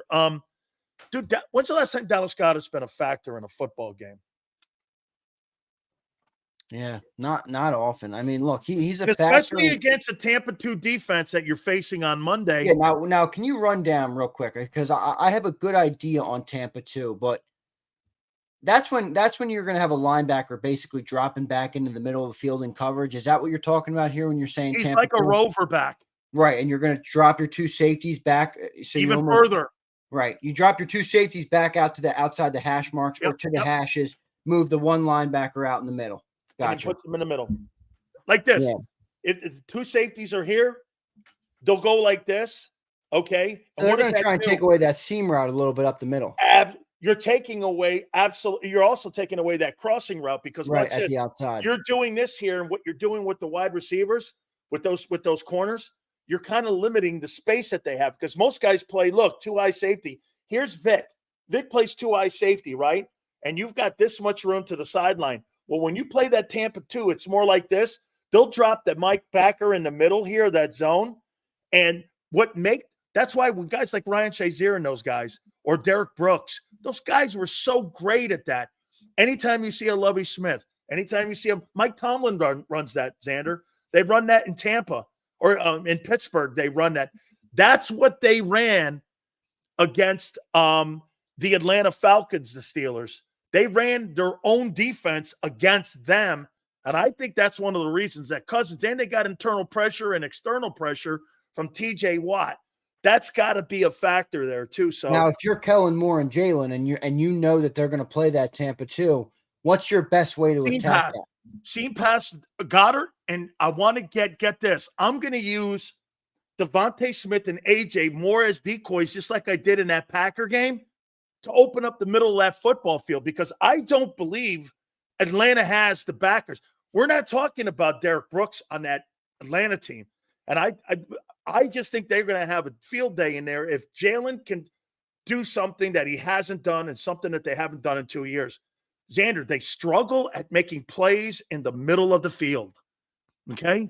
They've got to make plays and not critical turnovers in the middle of the field. That'll be essential. Pressure and defending the middle of the field, that's how you're going to make that a blowout. I'll tell you what, you don't get pressure on Cousins, and you allow Kyle Pitts with a better quarterback, we'll see. I did not think – I agree with you. Pitts had a down year. That whole Atlanta offense had a down year last year except for Bijan. You get Bijan in open space, he's like Barkley, dude. And I don't really think you have the backers that can cover that. No, I think you're right. I just don't – that game is interesting to me on Monday night. Do I think the Eagles win that game? I do. You have the better personnel. Do you have the better coaching? We'll see. Come Monday, we'll see. Because I think remember something, Raheem's got a Super Bowl ring as a coordinator. Okay, he was that Rams coordinator that won that Super Bowl. It wasn't Phillips. It was Raheem that won that Super Bowl when they went in there and actually defended Brady. He defended Brady the last time they played in the NFC title game. So this guy knows what he's doing defensively. That game on Monday will be interesting if you can't get pressure. No, you're right. No doubt about it. And that's why I talked so much about the D-line when we talked about what we were concerned about coming in. It's definitely that. By the way, Bearded put a $5 super chat, but my man Bearded, he said he forgot to write something. So Bearded, if you put something in the chat, brother, we will bring it up for you. You don't have to pay for $5 either. Again, just put something in the chat or whatever you want to comment, and Sills will bring it up. So last one here for you here. We said this in the offseason here. I'm not looking for a ton of anything really in production out of wide receiver 3, but Jesus, 1 target, no plays. I mean, Xander, it's like going 10 against 11, and it's like your guys are so good on the numbers that you just completely forget about wide receiver. I mean, look at what Dallas did to Cleveland using wide receiver 3. It opened it up a little bit more for Dak Prescott. And dude, he threw to 8 guys, Jalen, but he targeted wide receiver 3 once. That's predictable. Almost got picked off. Hey, that's predictability. Yeah, but look, I mean, here's the problem. I know this. You're not going to the slot. I know, but are you going to say that you want to pull the game plan out of Devontae and AJ? No, I don't. I want to have more of an offense where it makes me think about at least the 11th position on the offense. I mean, look, when you don't have primary targets, and some of these quarterbacks that don't have primary targets, that's a tough defense. When I know I got Well, to look, cover, I think you got to get Dotson involved because now he's to a point. I'm not talking 10 catches, 5 catches. No, yeah, because you're right. Because make me aware of that position. Exactly. Because if the defense doesn't even have to think about him because you don't throw him the football ever, you're never going to think he can beat you, and it does make it an 11 on 10. I don't have to defend it. Right, but I don't think anybody's going to let him go streaking, up the field with nobody on him. So now, do you think Saquon covers that up, that 3 wide receiver hole? With a little bit. Ability to catch the ball. Now he only had 2 That's catches. the option they're looking at to cover that spot, and that's why they're using Wilson in that role to block downfield. I think you're right. I mean, I think Saquon's a part of it, but Saquon's going to be the running guy. I mean, he only had 2 catches in week 1, and everybody was all jacked up. So I don't think he's going to have a huge role in the passing game all year long. Like I said, 300 to 400 yards, somewhere in that range, maybe a little bit more if he has a big game. But overall, I don't see him being huge in the passing game because they already have. I mean, we're talking about Dallas Goedert. Dallas Goedert's a good player. We can't even get him involved in the freaking offense. I know. You're not going to get so deep, on this offense to where you're passing it all over the field. There's just too many guys out there. So I see what you're saying, but I don't think it's as big of a problem as you're making it out to be. Okay. Lastly, I want to throw this one. So, do you think he has a high workload come Monday night? Barkley? Who's he? Barkley. I think they got to get it lower a little bit, man. I don't think they want to. I don't think you want to. I don't think you want to have 26 touches a game for him. I really don't. Now, I hope we give away a jersey every single week. So I hope people don't think that's what I'm saying that. I want to give away a jersey, but I do think, 26 times a game, that's a heavy load, Sills. I don't know if he's going to be able to make it a full year with that. So I think it'll be a little bit lesser this week. I really do. I mean, he's more Kenny Gainwell. There you go, baby. Kenny Gainwell's not bad. Hey, Prince. Try to pick up your game. That was hit our man Bearded who left us $5, but forgot. Still sorry, this off topic. I noticed Hurts did better against the blitz. He did 6 of 7 with the hots, but why do the Eagles shift the line to opposite of the blitz, leaving the free blitzer to Hurts's blind side? It's a good question. That's a good question. You're changing strength on him, and why do they keep that open up like that and slide the offensive line? I think that's got a lot to do with protection setting too. And when they slide it, they're counting on that defensive end to bite on that. And also too, you got a really good left tackle. I mean, hey, Xander, if you look at the grades, 2 of the highest graded offensive tackles that came out of the first week were Jordan Mailata and Lane Johnson. I mean, They played exceptionally well. If you really want, you want to hear some good stuff? Lane Johnson and Jordan Mailata played exceptional in that football game against Green. Well, they knew that. Great. I mean, yeah, we knew that. Well, yeah. I mean, they were great. Here's the follow-up. Shouldn't you shift to the blitz side and hot route toward the vacant space? That's an audible. That's from the quarterback. Quarterback has to audible into that. Because what you want to do, Beard, you want to throw into the blitz. I thought he threw into the blitz a few times very well. You know what? He did, and he had a couple hot routes this in week 1. So listen, I'll say this. Of all the things he did well, that was one of them. And the other thing was gutting it out and winning. Okay? I mean, and gutting it out and getting it in the end. And by the way, I'm really happy he pulled the Mahomes in the 4th quarter. You know what he did? He pulled the RPO out. Okay? I mean, they pulled the 13 carries. Now, there's another thing. I don't want Jalen Hurts should be around 6 carries a game. Okay? For that guy to last for what you're asking him to do, you need to cut that in half. Don't you think, Xander? At least half. 6 carries. That was too many carries for her. I don't even think he needs that many carries. I mean, 13 carries is a ton of carries. All right.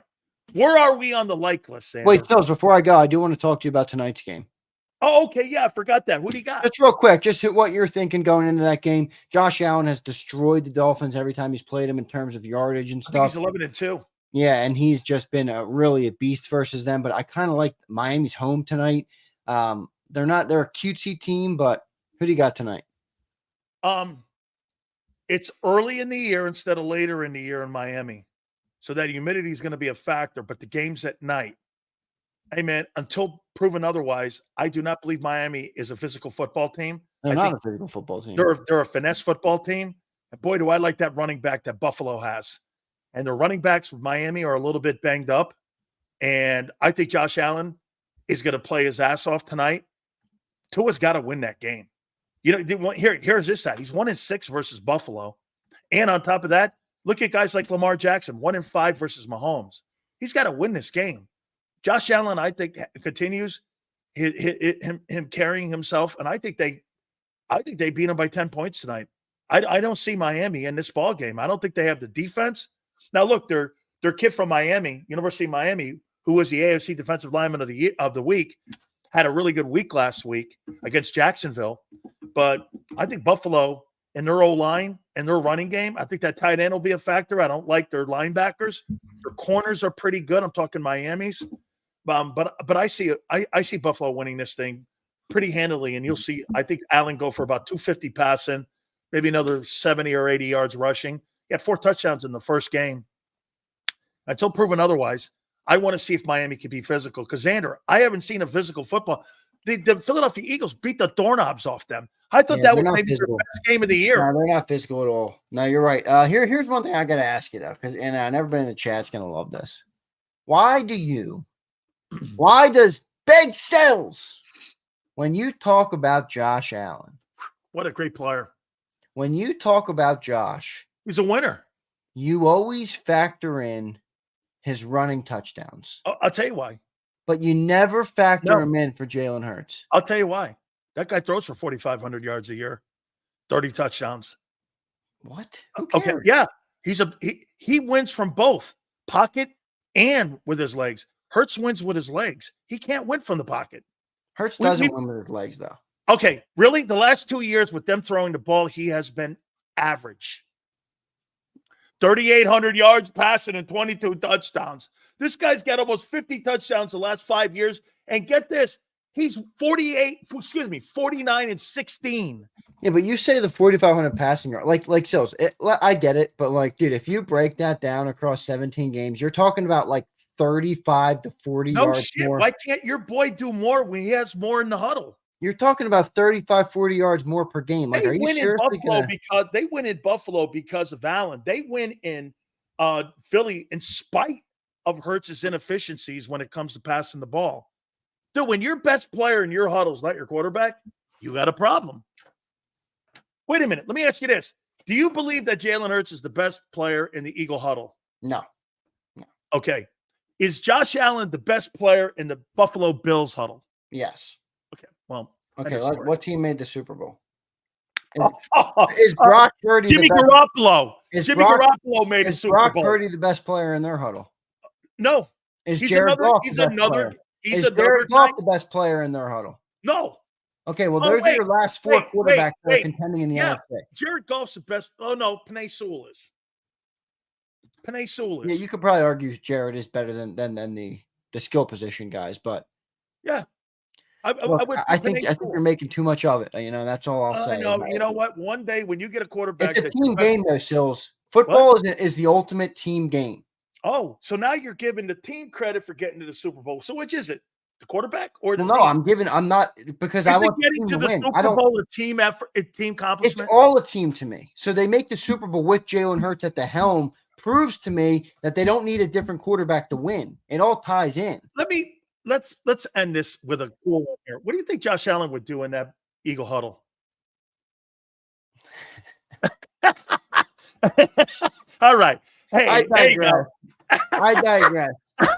17-0, 3 straight playoff wins in a Super Bowl. Xander, where are we on the like list, my friend? And by the way, your boy's not a bat. He's going to continue. 175. Pretty good stuff. We're going to get David Archer, part of the broadcast team for the Atlanta Falcons, aboard with us here shortly. Xander, great stuff. We'll catch you in the morning on Birds 365. Thank you, brother. Thank you, Sills. Appreciate everybody. Thanks, everybody in the chat. See you guys tomorrow. You got it, man. Appreciate it. Hit the like button. Keep it here, National Football Show. He's blocked well and tries to cut through the middle. Oh! Your gut says Miami is going to win, and you should take the over. Your gut also said your NFT selfies would only go up in value. They didn't. But your head is on Sports Grid and knows the QB is in concussion protocol. The backup has a 45 QBR against the zone coverage. the New York D has the most sacks in the league. So yeah, trust your head. It's smarter to be on Sports Grid.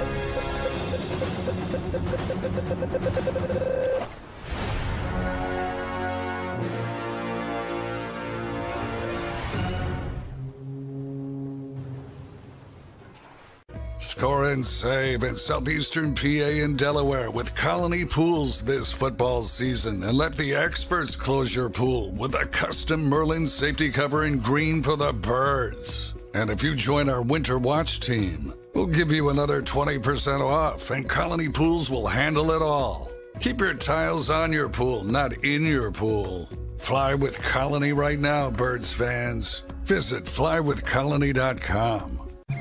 I get scared sometimes. Of a lot of things. Joining in. Decisions. The dark. The dark.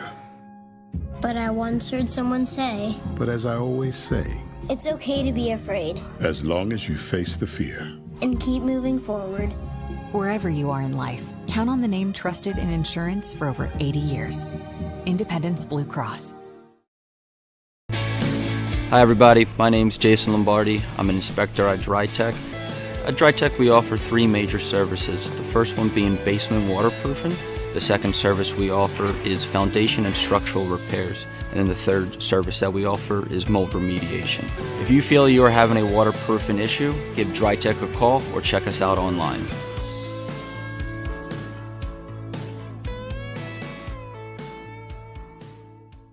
Heading down the shore. Have a ball once more. Here, imaginations run wild and time stands still. Because here, you can find the best of the Jersey Shore, all on one 5-mile island. So leave the old you behind and get lost in the woods. Wild, wild, wild wood day. Plan your stay in the Wildwoods today. EAGLES. Eagles.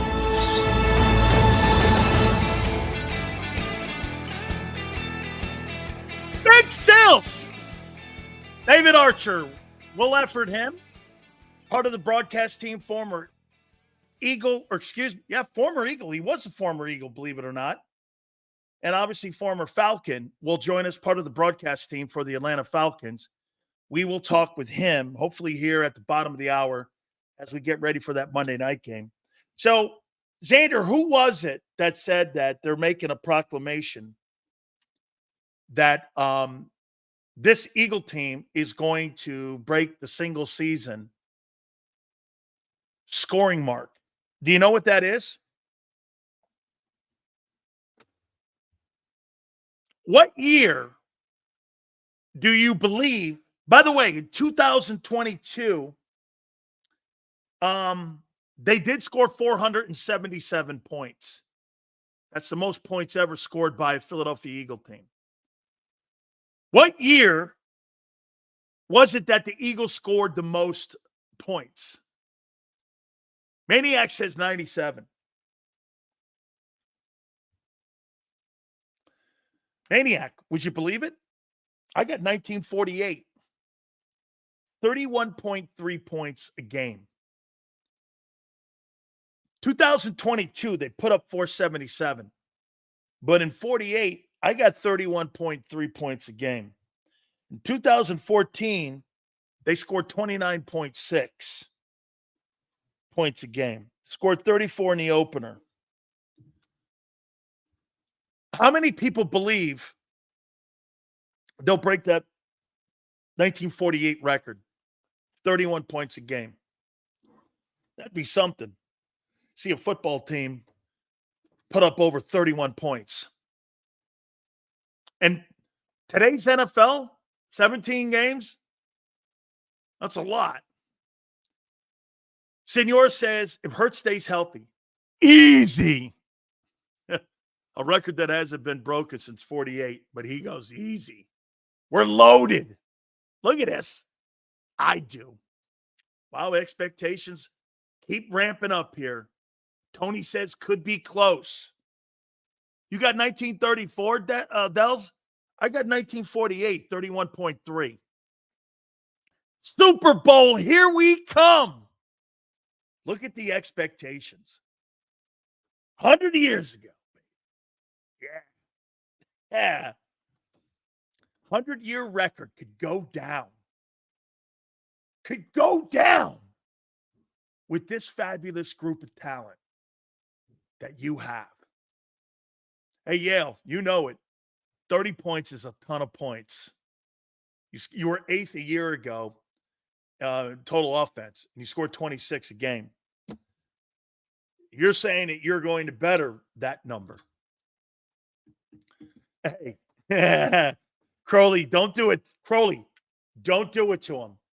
Don't talk sense. Let's go.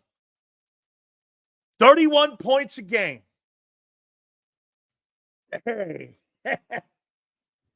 Oh, man. 31 points a game.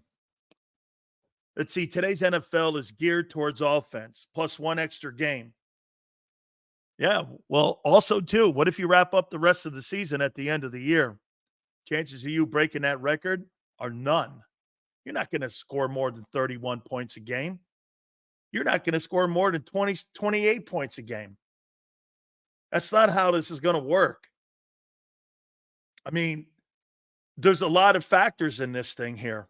You're going to get into a low-scoring. Once you have a couple low-scoring games, that number's out of hand. You're not going to get 30. Scoring 31 points a game. Has Kansas City ever scored 30 points a game with Patrick Mahomes? It's in the bag, Sills.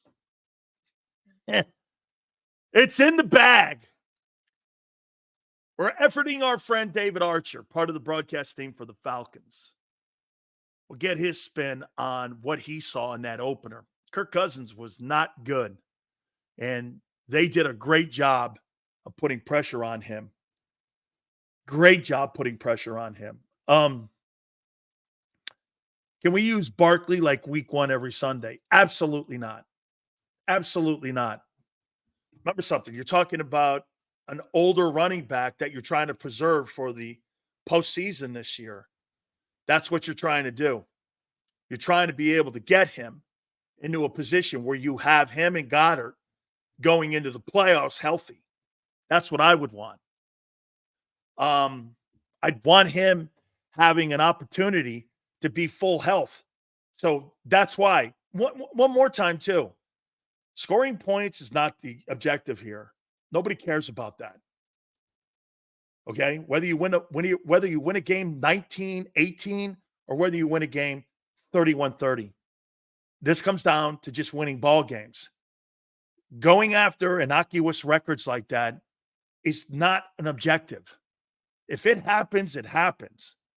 Right here. Like Yale says, those things right here is what gets you in trouble when you go after records like that and you start talking about scoring numbers. Nobody cares about that.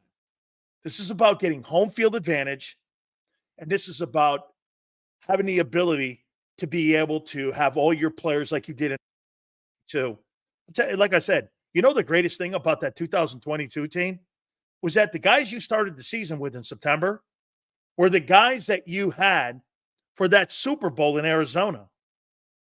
When you had an entire healthy 22, I'd never seen anything like that heading into a football game, especially a game like the Super Bowl at the last game of the year. The same 22 that you started the season that you went into that Super Bowl with. That's what made that, without a doubt, in my opinion, one of the things that got you to that game. Plus, you were deep that year. You know, I said this to you guys numerous times. Will your roster ever be as good as 2022? I don't know. Right now, it's not. You don't have a better roster than you did in 22. You're not deeper, and you're not as good as you were on defense. Sills could explain how we had 70 sacks that time. Hey, you guys had a great pass rush year. It was an iconic year. One of the very few things that you can say without a doubt that you had when it came to all that. And no question about it. Okay, guys, I got to say, man, I'm really looking forward to this. I had a chance to play against this guy in the NFL and also when he was in the World League. You see it back there? Wait a minute. Before I get David on, here, I gotta honor David Archer here. And I'm gonna honor him here with this here because, by the way, folks, I want to tell you this with David Archer. He played with Bill Goldberg. And that's how I met Bill Goldberg. He was a Sacramento Surge. And I told Rich McKay this morning that I was getting him on. And it was really cool. And we're really looking forward to it. Let's get David Archer in here now, part of the broadcast team for the Atlanta Falcons. David, how you doing? Do you see the hat, David? I see the hat, man. That looks good on you, Dan. You look really good with that on. Look at you. Hey, man, it's really been a long time. Hey, Bill Goldberg and you were teammates. I'll always remember that, man. Bill Goldberg, yeah, no question about it. It was fun to be around Bill. Had no idea that he would turn into the monster that he was in the ring, but good football player for us. Played the nose tackle position in a 3-4, rough, tough guy, and that translated to going out there and wrestling. So, yeah, good for him. Let's get into the Atlanta Falcons here, and I appreciate you doing this, David. Thank you. David, your takeaways from week one with the Falcons against the Steelers were what? Yeah, really pretty good effort, Dan, defensively, because you didn't get a lot of help on the offensive side of the ball, which is what this team was supposed to be about, and I'll get to that in a second. But the defense obviously went out and made a couple of splash signings, got Matthew Judon in a trade, got Justin Simmons, the all-pro safety from Denver, who had been in Denver, was a free agent. You couple him with Jesse Bates, and all of a sudden you look up and you say, hey, we might have the best safety duo in the National Football League with what Bates did a year ago. Put Judon on the edge with Grady Jarrett coming back, and now all of a sudden the defense all of a sudden has an identity for itself. And, of course, Raheem Morris, that's kind of where his bread's buttered, albeit he's coached on both sides of the ball, but comes in as the former defensive coordinator of that Ram team that went to the Super Bowl and with Aaron Donald and those guys. And so you expected them to play well, but you kind of expected the offense to maybe carry the load, and it was the other way around. The defense really did a good job, forced 6 field goals in the game against Pittsburgh. 5 of those field goals were 40-plus yards. I think 3 of them were 50-plus yards.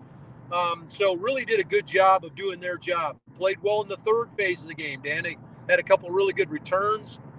But the offensive side, which was supposed to be the featured side, with Kirk Cousins coming in and all this young talent, Drake London, Bijan Robinson, Kyle Pitts, didn't really do a whole bunch. In fact, they never really got Kurt very comfortable. And TJ Watt and that Steeler defense did what they do. They pressure the quarterback and made him look like a rookie, and he made a couple of mistakes. It's his first double-digit interception game since, I think, week 2 of 2022 is the last time Kirk Cousins threw interceptions, multiple interceptions in a game. So give some credit to Pittsburgh, but give some blame to really the offensive coordinator, Zach Robinson, didn't adjust very well. And I thought Kurt looked rusty, to be honest with you. So you sound optimistic, though, David. I mean, you sound optimistic that, like, you're going to get massive leaps from week 1 to week 2, and you're really not going to know what kind of football team you have probably until the first quarter poll is finished on what kind of team you're looking at. I mean, the pressure to me, and especially the internal pressure, and then the perimeter pressure with TJ Watt, but it looked to me that Kurt was just really, just knocking off some of the rust he hadn't played in a while too, obviously from a year ago, but it was more the internal pressure that looked like it bothered him more than maybe even Watt from the outside. Is that right? Yeah, I think that's fair to say. I think that they were bothered by just administrative stuff too. I mean, get lined up properly. Let's not have the dumb penalties that put you behind the chains. They faced 9 third-down situations against that Steeler defense, and 6 of the 9 were 10-plus yards. So, you know as well as I do, watching Steelers down through the years, you're not gonna have a lot of success against a Steeler defense if you're lined up 3rd and 10+ every time with Watt and Highsmith and Hayward coming after you, and then that back end with Mika Fitzpatrick and those guys roaming around taking the football away. It's gonna be a long day, and as it turned out, that's exactly what it was for Atlanta. Were you impressed, and have you been impressed with what Raheem has brought to the defense? Because, as you know, he's going to come out of the Tony Dungy school of that Tampa 2 style defense. And to me, the key to that defense will always be the linebacker play. The 2 safeties that you have with Justin Simmons and obviously Bates, you got a pretty good corner and Terrell out there too. That defense, do you believe that it will be improved, and what kind of scheme that Raheem brings to the table? Because I'm with you. I thought they really boxed in Pittsburgh offensively. Not that Justin Fields is going to frighten anybody throwing the ball down the field, but that defense I thought showed up. Yeah, I would agree with you, Dan. I thought that they did a good job. And that linebacker core, we had some question marks about coming into the season. Caden Ellis, who came over from New Orleans a year ago, took over at the middle backer spot, played extremely well, had 122 tackles a year ago. We drafted Troy Anderson out of Montana State, and he got hurt last year, and so you had to play a guy that nobody'd heard of, Nate Landon. Landman ends up having 110 tackles. And then you draft JT Bertrand out of Notre Dame, who'd been there 5 years and led them in tackles for 3 straight seasons with a captain. Those guys all played well in the preseason, especially Bertrand, the youngster who played a ton. And you look up and you say, wow, I really like our linebacker core now. And so you incorporate that with what you're talking about with Jimmy Lake and the synergy he has with Raheem Morris and what they're doing defensively. They drafted along the defensive front. Ruka Rororo comes in from Clemson. Brandon Dorlus. Those 2 guys, to tell you how deep they are on the defensive line, those 2 guys are both inactive in week 1. You know, they've got enough guys to where they can rotate in there. And so I think you like where that group's going. But make no mistake, this task this weekend, Dan, is completely different than what they faced. We faced kind of a nondescript wide receiver core a weekend ago. You know, George Pickens is a headliner there, but you couldn't really name anybody else in that group. This Eagle group's got, they got 3, maybe 1 number 1s with Johan Dotson coming in the trade to couple with, Devontae Smith and AJ Brown. So it's a different task. And then you've got a quarterback that creates some problems that similar to what you just saw this last weekend, and probably more accomplished as a passer than Justin Fields. So this feels like a completely different animal with a really good offensive line that this defense is going to face. A couple more questions for you here, David. Am I wrong when I say that when I watched the second half of that game, and I went back and watched it, obviously, because Monday, that's who they're playing here. But, I mean, they got away from Robinson a little bit, didn't they, in the second half? I thought he was more of a factor in the first half of that game because he's a clone of Saquon Barkley. I mean, almost 1,500 yards a year ago in total offense. I mean, he's got the potential, not saying that Desmond Ridder was going to light anybody up there, but, I mean, with a better quarterback like Cousins, you're looking at potentially a guy who could be a 2K total yards guy. I mean, do they have to get him more involved in the game plan? He touched the ball 23 times in the game, Dan, in the game. I think some of it had to do with just the lack of plays in the second. They only ran 50 plays in the game, period. Wow. But of the 21 plays they ran in the second half, they got 26 yards if you factor in the penalty yardage. So I think some of the hand was forced that they needed to get back. They needed to throw the football on 2nd and 3rd and long, and maybe they got away from Bijan a little bit. But I think you're right. I think he's got the talent and the ability to potentially be what Philly's got there in Saquon Barkley. So it was certainly what New York has had over the last several years with him in the backfield. So we're hoping that he can blossom into a guy like that. He certainly looks like he has the versatility.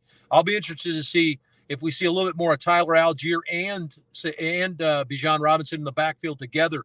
They had a couple of snaps in the game together, and they had a lot of success with those plays. But you got to stay out of 3rd and long situations. Just like against Pittsburgh, this Philly team is going to pin their ears back and come after them if they get in 3rd and long all day long.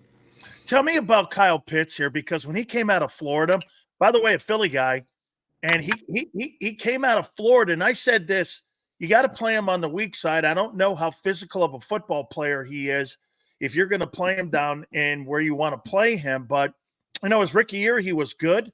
Last year, probably the inconsistency at the quarterback position probably played a factor. Now that I said that you've got an experienced quarterback in the building here, has he been a disappointment, or have you been happy with his play and him being sometimes involved, sometimes not being involved? Because when I saw him at Florida, David, I thought he was an outstanding football player. His rookie year, I thought he was great. Kind of got away from it a little bit last year, especially in the second half of the season. Have you been disappointed with him? Well, certainly the last 2 years. His rookie year, as you mentioned, in 21, over 1,000 yards receiving, broke the rookie receiving record, broke the tight end rookie receiving record, went to the Pro Bowl. Matt Ryan was the quarterback. Okay, then you made the transition, and then it's been a musical chairs scenario at quarterback, whether it's Marcus Mariota or Desmond Ridder, Taylor Heineke. He got hurt in 22.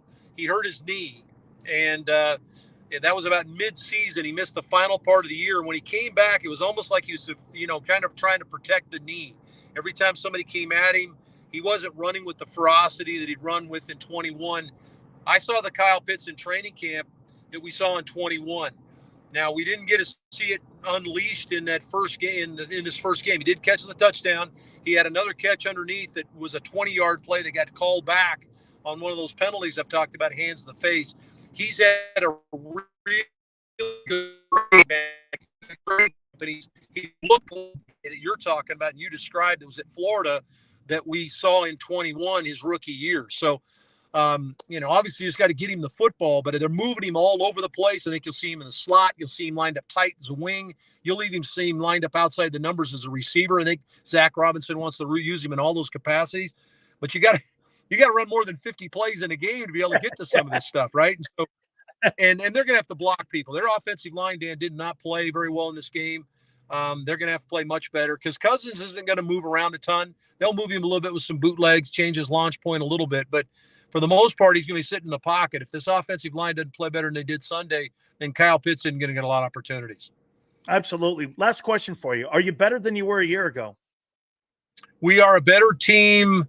Yes, I think we're a better team than we were a year ago, 7-10 a year ago. And that was a team that was 6-6, Dan, with 5 games left to play. We're on top of the division at the time and just kind of let it all leak away in the back end of that last quarter pole of the season. So, yes, I think it's a much better team from a talent standpoint, but you and I both know, man, around this game, talent only gets you so far. It looks good in the program. You got to go play. And we didn't play very good on the offensive side. Got to do better this weekend or it'll be another story like we saw Sunday.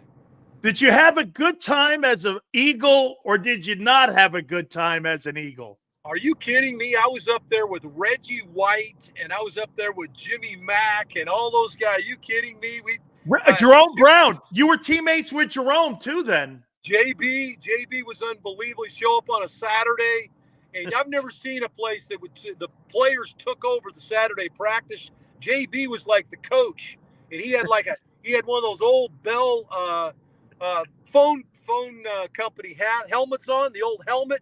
He'd wear that out to practice with one of the fluorescent vests, and he'd be telling people what to do. That was the loosest team I've ever been on in my life. That defense could flat play. We played the Cardinals one day. We couldn't score to save our life. We beat them 9-6 because that defense held the Cardinals 7 straight downs at the 1-yard line. Those guys were unbelievable, man. What a great time that was. You make sure when you see Rich McKay, you make sure you tell him I said hi. Thank you so much for doing this, David. Have a great broadcast. Great to be with you, buddy. Take care, bud. You got it. That is David Archer, part of the broadcast team for the Atlanta Falcons. So they are better. He did say that they got to block better. And you saw that, especially in the second half of that football game. Yeah, this is the old World League hat. This is the World Bowl that he and I played. This is where I met Bill Goldberg, too. So hit the like button. Where are we on the like list right now, my friends? Atlanta is better 100 years ago. Hey, you guys are going to have to show up. I loved what he said about Jerome. He was teammates with Jerome Brown. That's great. Everybody was teammates back in the day with Jerome Brown. Hey, where are we on the like list? We're coming up to the top of the hour. I want to try to get to 3. We haven't been to 300 in a little bit here. We have to get to 300. Okay? Look, like I said, by the way, I'm going to go over the Atlanta Falcons a little bit and their skilled guys. You know, Zen and Kyle Pitts, in my opinion, okay, last year he ended up getting hurt. I think he's a better player. We're at 197. Let's go, guys. Hit that like button. All right. Hit the like button. Keep it here. National Football Show. He's blocked well and tries to cut through the middle. Oh! Your gut says Miami is going to win, and you should take the over. Your gut also said your NFT selfies would only go up in value. They didn't. But your head is on Sports Grid and knows the QB is in concussion protocol. The backup has a 45 QBR against the zone coverage. The New York D has the most sacks in the league. So yeah, trust your head. It's smarter to be on Sports Grid.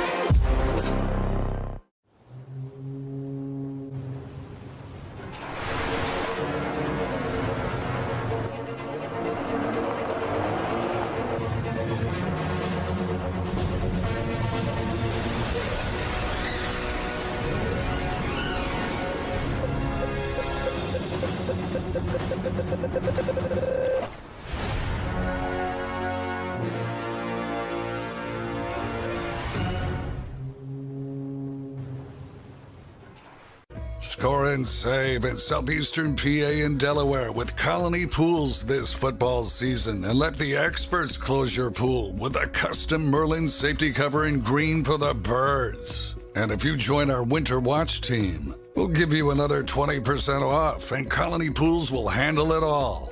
Keep your tiles on your pool, not in your pool. Fly with Colony right now, birds fans. Visit flywithcolony.com. I get scared sometimes. Of a lot of things. Joining in. Decisions. The dark. The dark. But I once heard someone say, But as I always say, it's okay to be afraid. as long as you face the fear. And keep moving forward. Wherever you are in life, count on the name trusted in insurance for over 80 years. Independence Blue Cross. Hi everybody, my name's Jason Lombardi. I'm an inspector at DryTech. At DryTech we offer three major services, the first one being basement waterproofing. The second service we offer is foundation and structural repairs. And then the third service that we offer is mold remediation. If you feel you are having a waterproofing issue, give DryTech a call or check us out online.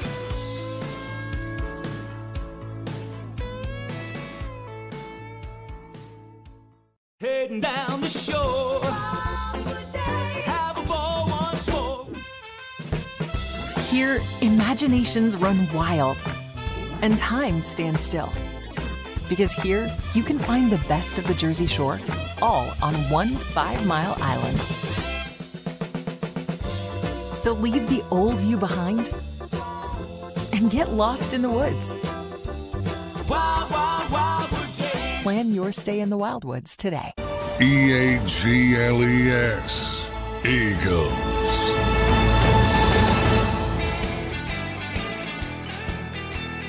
Wait until you see a quarterback tonight. Josh Allen. Man. Wait until you see a real quarterback tonight. That's what I'm talking about. Wait until you see what this guy looks like. You want to see what a real quarterback does carrying a football team on his back? By the way, how many games has Josh Allen? Let's see how many games he's missed. By the way, also too, since 2020, let me take a look at something here. Josh Allen's stats. Let's take a look at this guy. Josh Allen. So let me see here. So let me get this right. Here's Josh Allen.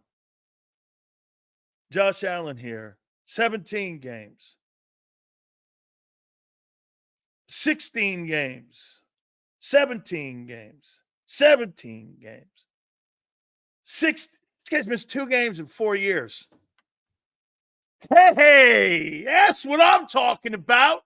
How big is this bitch? 6'6". 247. That's my guy right there, baby. Holy piss. Let's take a look at this too. Hold on here. Here's another one for you. 10-6, 13-3, 12-4, 13-3, 11-6. Holy cow. What a winner. Let's take a look at what Xander says. Why do you give him here? Let's take a look at touchdown passes. How about we take a look at yardage thrown? Let's go here too. Passing yards. 46-44. 46-44. How many TDs? 46-44, 45-07, 43-83, 43-06. How many TD passes this bitch thrown? Holy shit. Is this guy a monster? What a monster. Man, that's what I'm talking about. Here's his rushing. 5'10", 863, 762, 655. This guy's got 60 touchdowns. And how many touchdown passes does he have? He's got 177 touchdown passes. How old? He's 28. Damn. That's what I'm talking about. That's my kind of quarterback right there. That's what I'm saying. What an amazing talent. Holy shit. That's what I like. Dude, look at his numbers, man. I didn't realize he was this insane great. Fuck. Good grief. Look at these TDs, man. Yeah. Dude, I don't even want to go to the game logs. Wow. What a stud. What an absolute. Let me see the offense. Holy shit. Josh Allen, one of the top offenses since he's been in pro football. Oof. This is too much. Look at this. Dude, he doesn't throw the ball. Oh, it's 646 attempts. 657.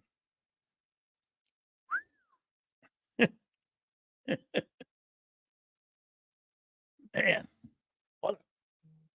what a ball player. That's what I'm talking about. How many wait, I gotta get the touchdowns. I gotta get the TDs here. Let's see how many. Let's see here.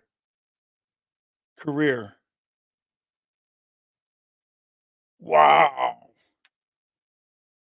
37, 39, 36 TD passes. He's projected to throw for 44 touchdowns and no picks. He's got 137 quarterback rating already. Damn.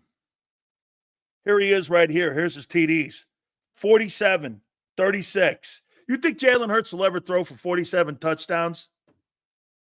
Hasn't won shit. He's got a higher win percentage than your boy does. What are you talking about? He's got 177. How many TDs does he have? Now he got 170. He's won more games than your boy has. Damn.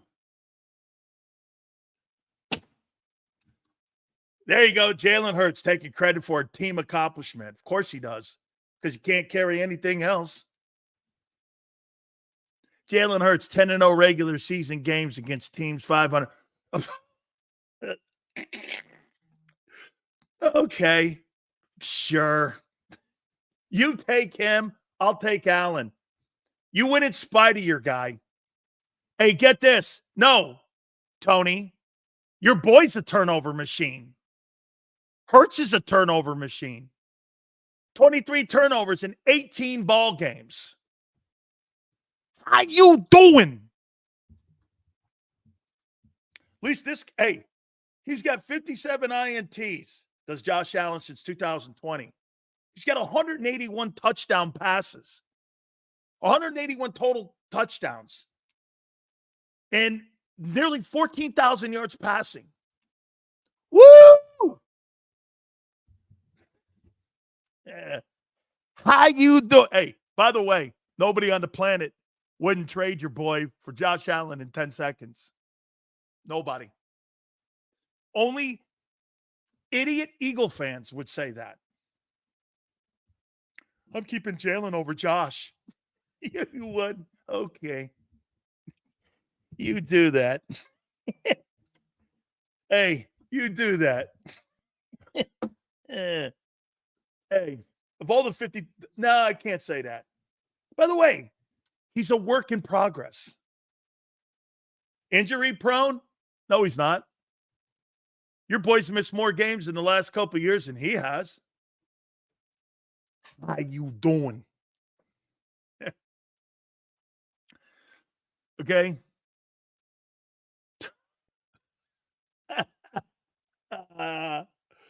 No, Anthony. I like him because your mom likes him. Alan, look at the lie they try to make up because he's injury prone. Oh, your boy was hurt all year, you say. Isn't that true? Says I love you, but you could be annoying. Hey, wait a minute, Jack. Really? What gave that away? Jack, hey, wait a minute, Jack. Is that an epiphany? I think it's more about my delivery that we have here. Hey, Jack. Jack says this. Sills can be really annoying. You know, he can be really. You should be around my daughter and my wife. You have to be the most obnoxious. Here, just so you know, Jack, I'm talking to you here. My wife and my daughter say this, and you guys will know as soon as I get off the air that it's back to Big Sills getting his ass kicked. So I want to give you a little bit of insight behind the curtain here at the Sileo domicile. I'll go back to getting my ass kicked when I get off the air. You see, these 4 hours are like a respite. This is like therapy. Because here's what my daughter says. We were watching television last night. And I have a propensity, Jack, just like to you, to kind of prod you a little. My daughter said this to me last night. You easily have to be the most obnoxious human being I've ever known in my life. And I looked at her and I went, thank you. And she went, see, normal people don't answer like that. And then my wife looked over at him. She goes, and he's gotten fat. There was a stupid hat on a guy last night. He was singing. He was a bum. I never even know Tony who he was. I go, how do you think I would look in that hat? She goes, fat. And I'm like, I can't wait to get to my show so I can beat up on some people like LJ, C24, and Princess, and some of you guys. Yeah, because I get beat up every night. And if I don't watch my tongue, I get peanut butter. And you know what my aunt asked me? What's for tonight? Grilled cheese? Grilled cheese? So I got to be quiet a little bit because one of them's home. Where's Princess? He's still in here. I love Princess. I'll tell you what, Xander's a big defender of Princess. Holy cow, his takes are shitty. But hey, Xander protects him. He loves him. There's a love-hate relationship with Princess. But hey, you know, he and I will battle for the rest of our lives here. I so love him or her or whomever. I guess. No, I don't know. By the way, has Princess been on the post-game show? Hey, don't forget, guys, Monday, pre- and post-game. Okay? Make sure you check us out there tonight, too. Sills needs to release that energy from football still. Abe, no, I need to get a respite to get away from my family sometimes. A princess ran away? As usual. Cowardly lion. The reality is that playing quarterback in the NFL is extremely hard. Absolutely. And Jalen's going through a big change right now, what they want him to do and what they want him to become. Pat Mahomes has ruined our view of what the elite quarterback is because he's a generational guy. You can't compare him, Gooby. You're right. You just can't compare him. He's incredibly. This is a great take. Hey, Greg, I see you posted this a couple times. Sills, how about the Wisconsin Backers? School has edge rushers and linebackers. J.J. Watt, T.J. Watt, Zach Bond, Jay Edwards, Van Geikel. Dude, that's a great take. I hadn't thought about that. Absolutely great take. Hey, no drinking Monday. Hey, once you write another beatitude or a soliloquy or one of those Unabomber manifestos. Hey, JM, I know you hate me, man, but I appreciate you being here daily. And you know what, JM? That's why it works. How you doing?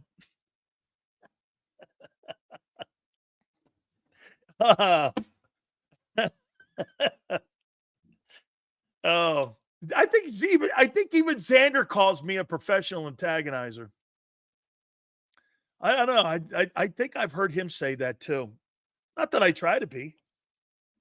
I can't, and now I'm gonna have to lay off the booze on game day. JAKIB has now put it in a contract now. Yeah, there's no drinking. You know, I can't even have gummy bears. Nothing. So everything's out. You know, come Monday, I've got to have clear mind, clear vision. I've got to have pure thoughts. Well, we'll work on that one. Hey, wait a minute. No. I never said I was fat. My wife said I was fat.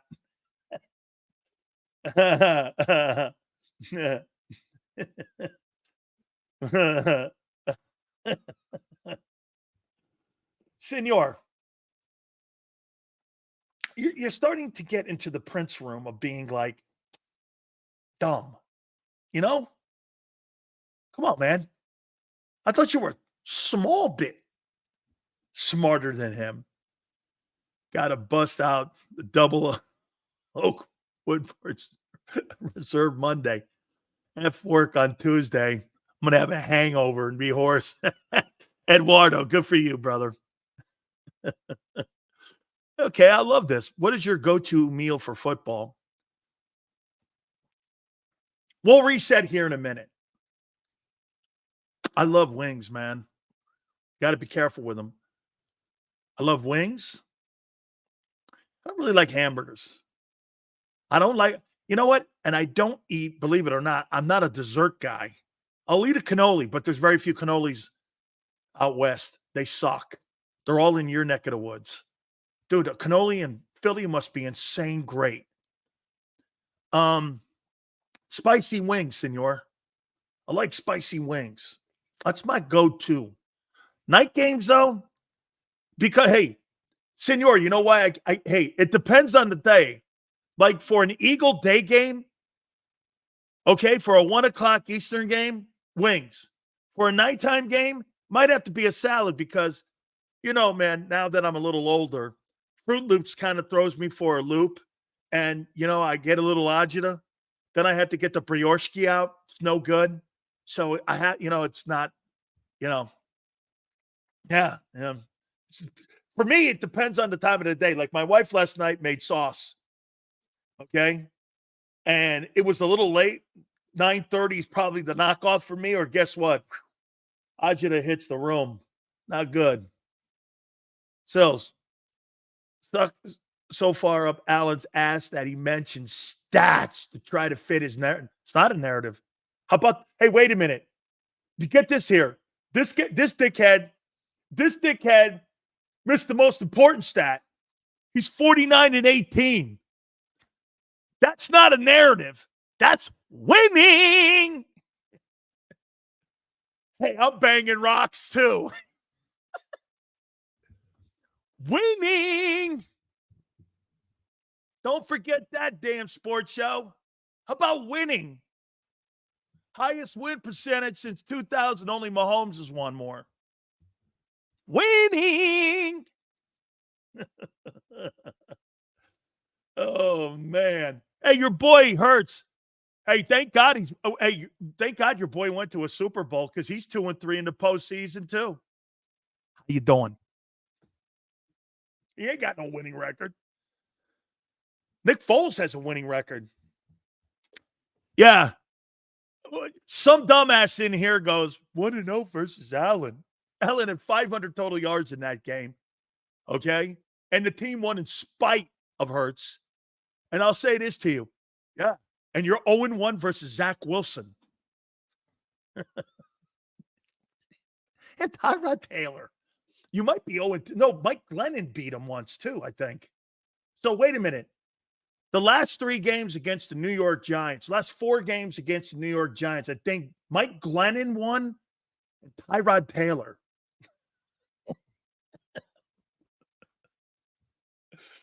Oh, man. Let me stop. I'm having too much fun.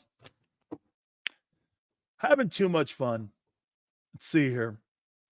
Steele's favorite meal before the game in the 90s was Chinese food. Then do some push-ups. Then ready for game day. I like Chinese food. What's wrong with Chinese food? Okay? What's wrong with Chinese food? Drew Lock has a winning record versus Hurts. Seals, do you play Madden? I haven't in a bit. May have to spark that up a little bit, my friend. Okay. Yeah, you know what? The Chinese food sometimes gets me a little bit bloated, so I got to watch out for my girlish figure. Allen has more turnovers in the red zone. Get this. You see this stupid stat here? Who fucking cares about turnovers when you win? You guys were just telling me that about Jalen Hurts. That's what Xander was saying. Imagine that, Sills. We had 3 turnovers and 1. Oh, I see. He's got a better win percentage than Hurts, and he is the reason they win. And that doesn't work for him, though. Okay. Well, get this. What's he done in the postseason? He's lost to Mahomes. You lose to Baker Mayfield. How you doing? Too easy. Too easy. We're going to have to reset here and have to put you guys back on retainer here just a little bit here. Rum and Coke? That's a white... Wait a minute. Dude, rum and Coke is a white guy's drink. That's a white guy's drink. I'll drink rum and Coke. Rum and Coke, please. White guys drink that.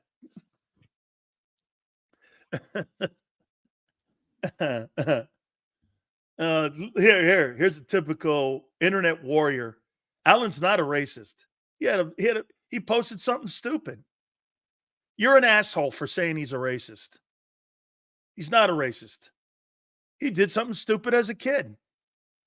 Okay? Like everyone else has done as kids. Praising him? He's a great football player. His teammates have forgiven him. And by the way, Anthony, no one gives a shit if you forgive him or not. Only the guys that play with him have to forgive him. And they did 8 years ago or 7 years ago, whatever it was.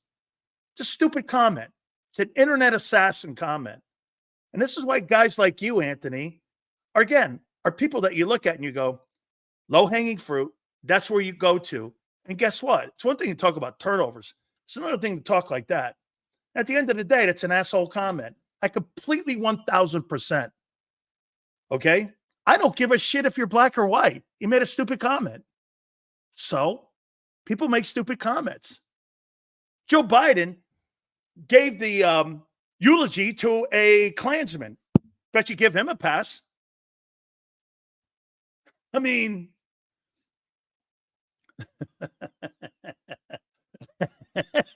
hey, dude, whatever, man. I don't give a shit. Hey, guess what? All good, dude. You think in your world, I'll think in my world, Anthony. We're ready to roll here, man. Okay? Absolutely ridiculous. Okay. Let's see what else we got here. Hurts is beating Allen. Woo! Hurts is the reason. Get this. Josh Allen is the reason they win. He's the best player on their football team.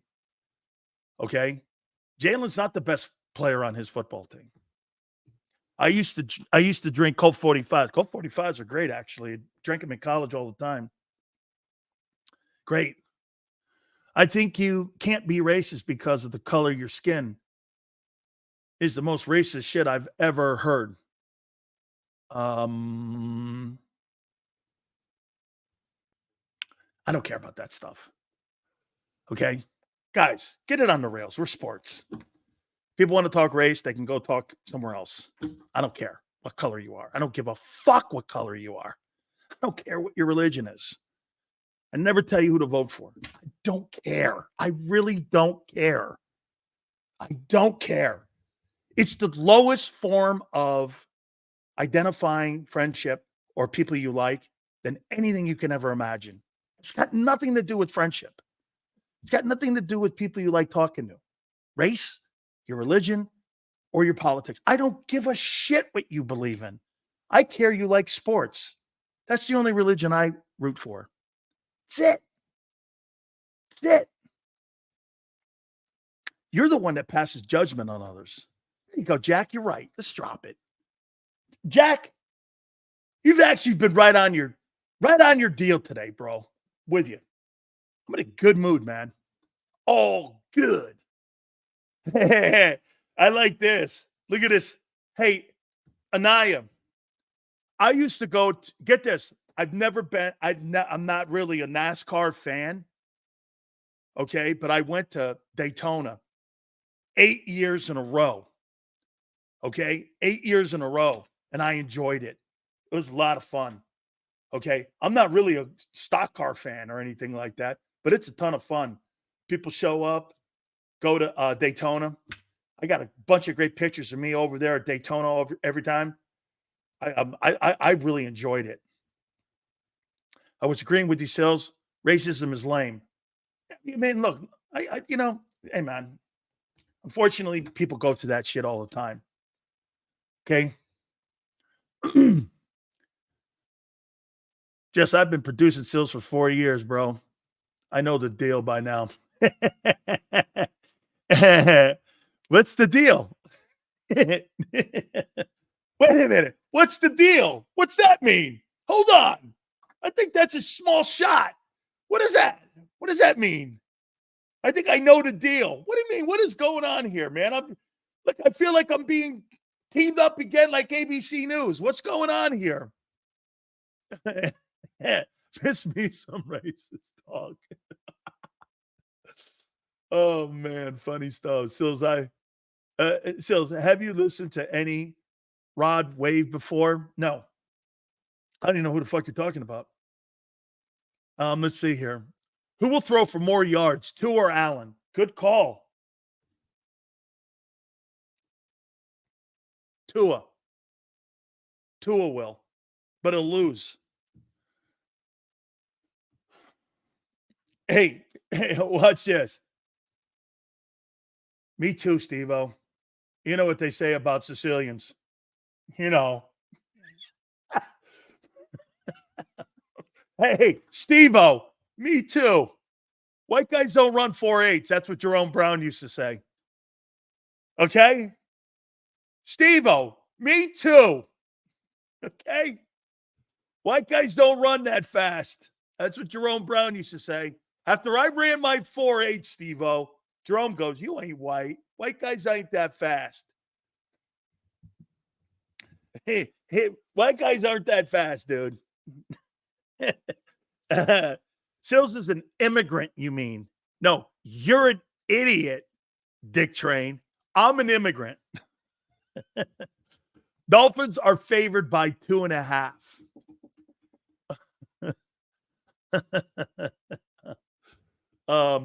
Hey, Reg, all good, brother. Thank you very much. I agree with you.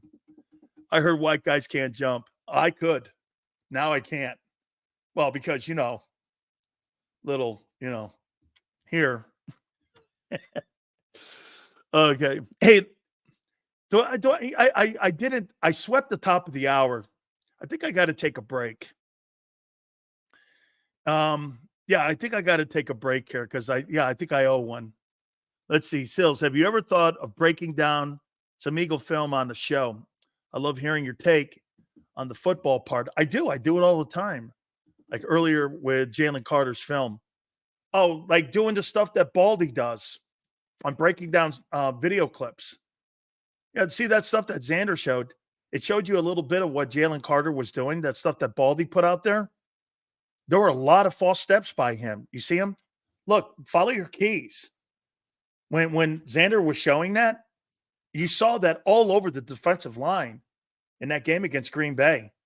They had false steps. They had false reads. They influence blocked them a lot. I thought the front four played poorly. I mean, if you really go back and look against Green Bay does not, Xander's saying that Atlanta's a mismatch.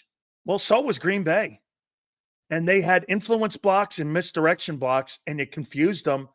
And as bad as Green Bay's O-line was, they ran the ball for 163 on them at 10 yards a pop in the second half. Why? Those guys were out of position. Or Jalen Carter and Jordan Davis. Physically, are they a mismatch for Atlanta coming up this Monday? Absolutely. But if you do the same shit you did against Green Bay with misdirection steps, false steps, and following the football instead of your keys, you're going to get blocked again.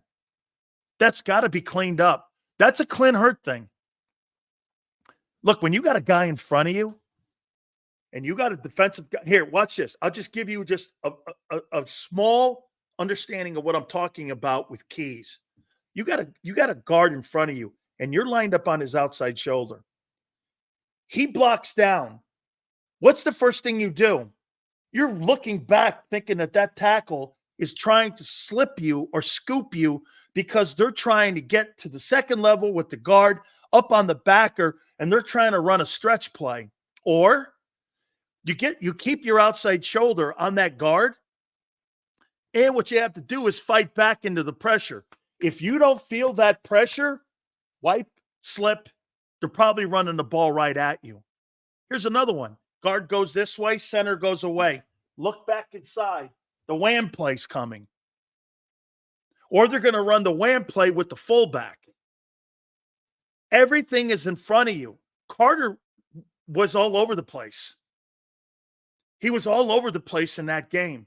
When you make a false step like this and a guy blocks down and you step this way, you're blocked. Xander goes like this. You see him grab that guy and throw him? Well, the offensive guard won that. Why? Just because you pick a guy up and throw him and you're not a factor in the play, you're blocked. Now, when he got to the outside shoulder and he had a rush up on the outside shoulder, he got the love and he hit him because he was on his keys. Here's the one thing you got to remember in the NFL. You can't overly power these guys all the time. They are so technically sound guys. You could be the strongest guy on the planet, but if you're out of position and you're not using proper technique, you're going to get blocked 99% of the time. 99% of the time. Here's another play. When you see big splits in the middle, what do you think is happening when you see big splits in the middle? They're trying to either run to the A gap or they're trying to get off your shoulder. So what you do is you cheat in and you line up, not exactly head up, but you line up more in a shaded 3 on the guy's outside shoulder to his neck. And you slide it in there just a little because you're not sure if they're trying to influence you to come down into the A gap or they're trying to get out wide or they're trying to slip and scoop up on the backer on you. So when you're in there like that, and you've got to listen to your linebackers because you're down in a stance. If you see formation change and goes to no backs, I'm going to line up wider over here, get back in my 3 technique, no backs, there's no max protection, and they're throwing the ball. It's communication. All up and down the line of scrimmage. Okay? It's complete communication. And you can tell that they were all over the place defensive tackle-wise. You cannot have a game like that again. Jordan Davis was double-teamed and was not able to get anywhere, and they gave up 163. Jalen Carter was all over the place technique-wise. They got to clean that up.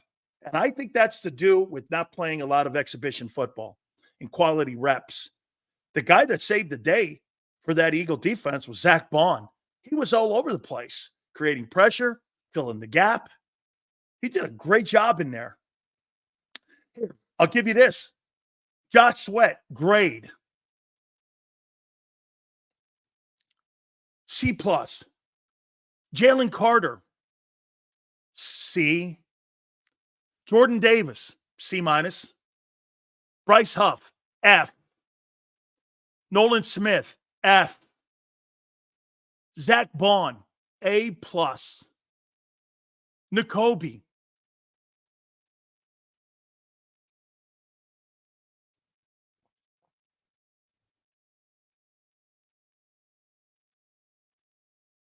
C. C. And that's being kind. Quinyon Mitchell, B+. Slay, A+.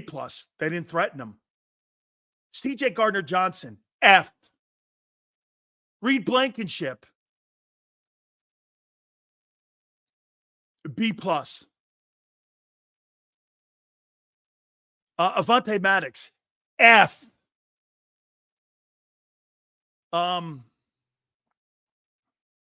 BG,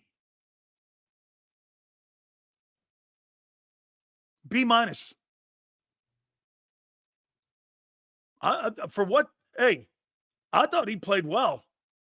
He's a good football player still. He's a good player.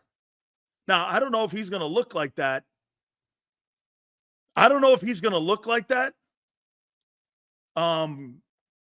6 weeks from now. But, you know, I should do that. Hang on here. Let me do that coming out of the break. I'm going to do that. That's a great, from now on, we're going to do this on Thursdays. I'm going to go down the list. I like that. All right. Hit the like button. I want to look at Atlanta a little more. Please hit the like button. Way to go. You guys have given me another segment. I really dig what we're going to start doing here on Thursdays. Hit the like button. Keep it here, National Football Show. He's blocked well and tries to cut through the middle. Oh! Your gut says Miami is going to win, and you should take the over. Your gut also said your NFT selfies would only go up in value. They didn't. But your head is on Sports Grid and knows the QB is in concussion protocol. The backup has a 45 QBR against the zone coverage. The New York D has the most sacks in the league. So yeah, trust your head. It's smarter to be on Sports Grid.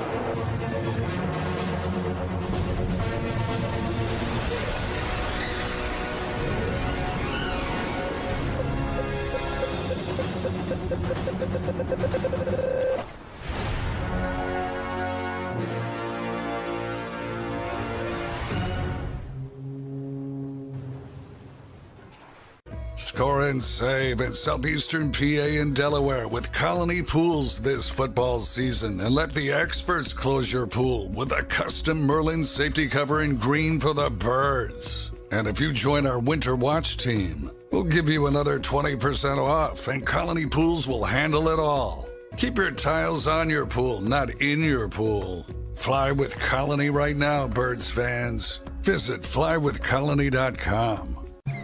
I get scared sometimes. Of a lot of things. Joining in. Decisions. The dark. The dark. But I once heard someone say, But as I always say, it's okay to be afraid. as long as you face the fear. And keep moving forward. Wherever you are in life, count on the name trusted in insurance for over 80 years. Independence Blue Cross. Hi everybody, my name's Jason Lombardi. I'm an inspector at DryTech. At DryTech we offer three major services, the first one being basement waterproofing. The second service we offer is foundation and structural repairs. And then the third service that we offer is mold remediation. If you feel you are having a waterproofing issue, give DryTech a call or check us out online.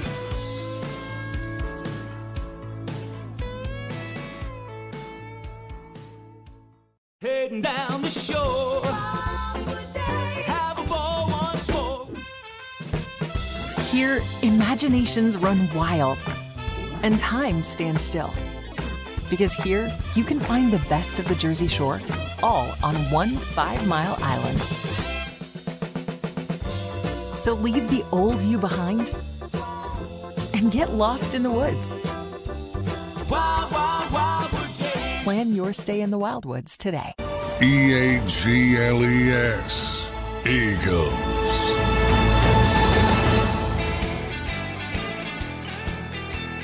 Big Sills, home with Josh Allen. Hit the like button. I appreciate it. I know I'm an antagonist. I get it. Okay. I get it. All right. Hey, Atlanta does have some people. I disagree with Xander on Kyle Pitts, but David Archer kind of agreed with Xander on Kyle Pitts too. That he's not frightening anybody. Now it had a lot to do with the knee injury. I didn't know he was hurt like that in 2022. But dude, the quarterback revolving door that they've had in Atlanta has to play into that. And I'm going to get to the Eagles here in a second. I like that grading idea. But here, Atlanta, Bijan Robinson a year ago, 976, rushing 4 touchdowns, 487. This guy had almost 60 catches in his rookie season. This guy almost had 60 catches. Now that he's got a quality quarterback with him, this guy has the ability to be a 2,000. He had 1,463 and 8 touchdowns in his rookie campaign. That's awful good, man. That's some good stuff. He's a really good back. Drake Logan, 69 catches, 905, 2 touchdowns. It's, again, the quarterback play there in Atlanta blew last year. Kyle Pitts, 53 catches, 667, 3 touchdowns. That's not good enough for a guy that was just drafted as high as he was. I think Jake Matthews is good. I think he got hurt, left tackle for them, but I think he got hurt in that Steeler game. Chris Lindstrom is a good player, right guard. But I thought he also got banged up in that game against the Steelers. Matthew Judon showed up. That defense played exceptionally well against Pittsburgh. Now, take this into consideration here with Pittsburgh. Pittsburgh's offense is terrible. Dude, Justin Fields sucks. He is never going to win you anything important. He's going to be, you know what? He's a cheap man's version of an awful Hurts. Jalen, look, when it comes to the guys who run like this and all that, Jalen's superior to guys like that. And you could make an argument in the Lamar Jackson versus Jalen Hurts conversation. You could make a debate and pick one or the other, and you'd be okay. And if I landed on Hurts, I wouldn't be disappointed. You know why? He's a better thrower of the football. He's a better thrower of the football than what Lamar is. And I know Lamar, Dan, led the NFL in TD passes. I get it. But I don't think you're going to ever win a ball game with him throwing the ball. 78 passing attempts against Kansas City in the last 2 games. It's not going to cut it. You know how you beat Kansas City? The run differential to pass differential, how they did it against Green Bay, that's how you beat Kansas City. Hey, will somebody do me a favor? Do me a favor. Jack, I'm going to give you an assignment here. Will you do me a favor and take a look at how many passing attempts, Jack, the Eagles had versus Kansas City versus running attempts that they had last year in that game? I'm just looking at attempts in that win over Kansas City a year ago. Can you do that for me? I'd like to see that. Keeping Mahomes off the field, obviously. AJ Terrell, I think, is a good corner. Justin Bates and Justin Simmons are outstanding safeties. Okay? Outstanding safeties. All right?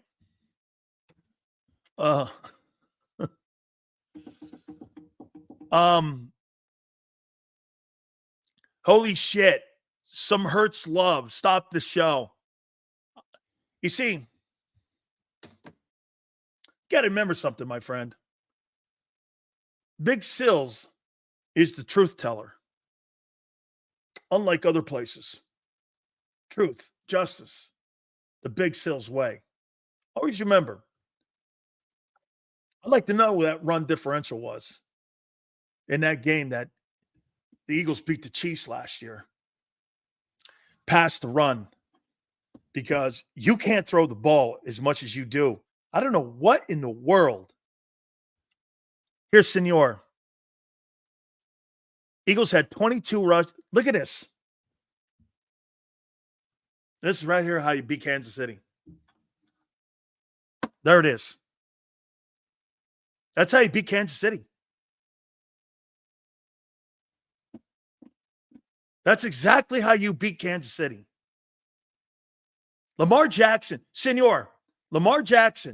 had 78 passes in 2 games. 40 attempts for a guy who can't throw the ball is not going to beat Kansas City. That's how you beat Kansas City. Right there. That's how you beat Green Bay. That's how you win ball games. Right there is exactly what I'm talking about. That's a great game plan against KC. Why is that? That controls the and to Senor's point, 14 to 22. Shit, dude. Clock rolls. Clock rolls. Rushing attempts. Clock rolls. You own the clock. You own the clock. Every time Lamar throws the ball and has an incompletion, stop the clock. Stop the clock. Stop the clock. You keep giving opportunities and possessions away to KC. You can't give possessions away to KC. They'll come back to haunt you. That is exactly right there how you win a football game against Kansas City. That's it in a nutshell. That's the freaking game plan. Okay? Eagles time of possession, 27-59. Chiefs 32-01. Yeah. And you know what they had? They had a ton of 3-and-outs in that game. Mahomes wasn't good in that ball game. The receivers were not good. Even of time of possession and the distribution of the ball. Dude. Okay? That's how you win a ball game against them. Okay?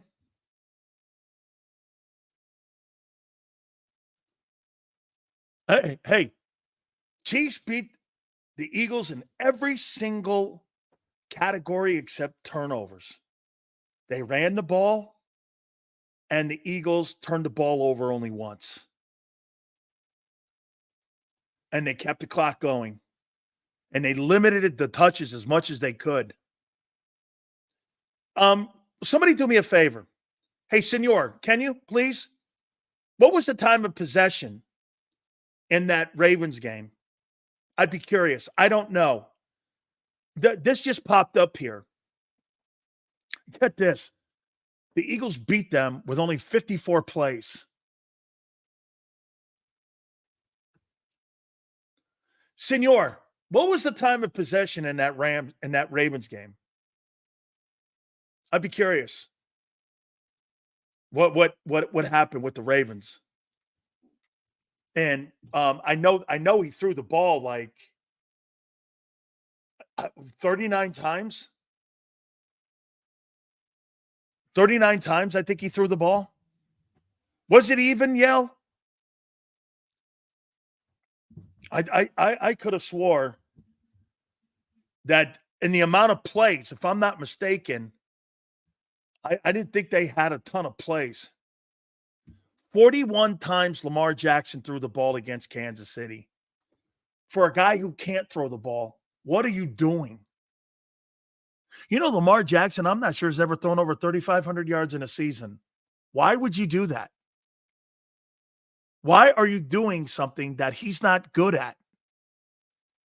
How many missed throws did he have? Shit, you know the one thing you say about Jalen? It's a brand new offense, brand new coordinator, brand new jargon, brand new communication. I give Jalen the pass because but Jesus criminy.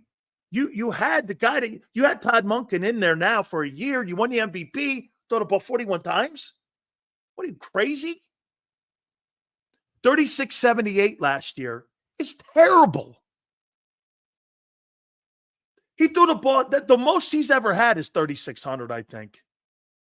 This guy's never going to be, I'm not sure Lamar Jackson will ever throw for 3,800 yards in his life.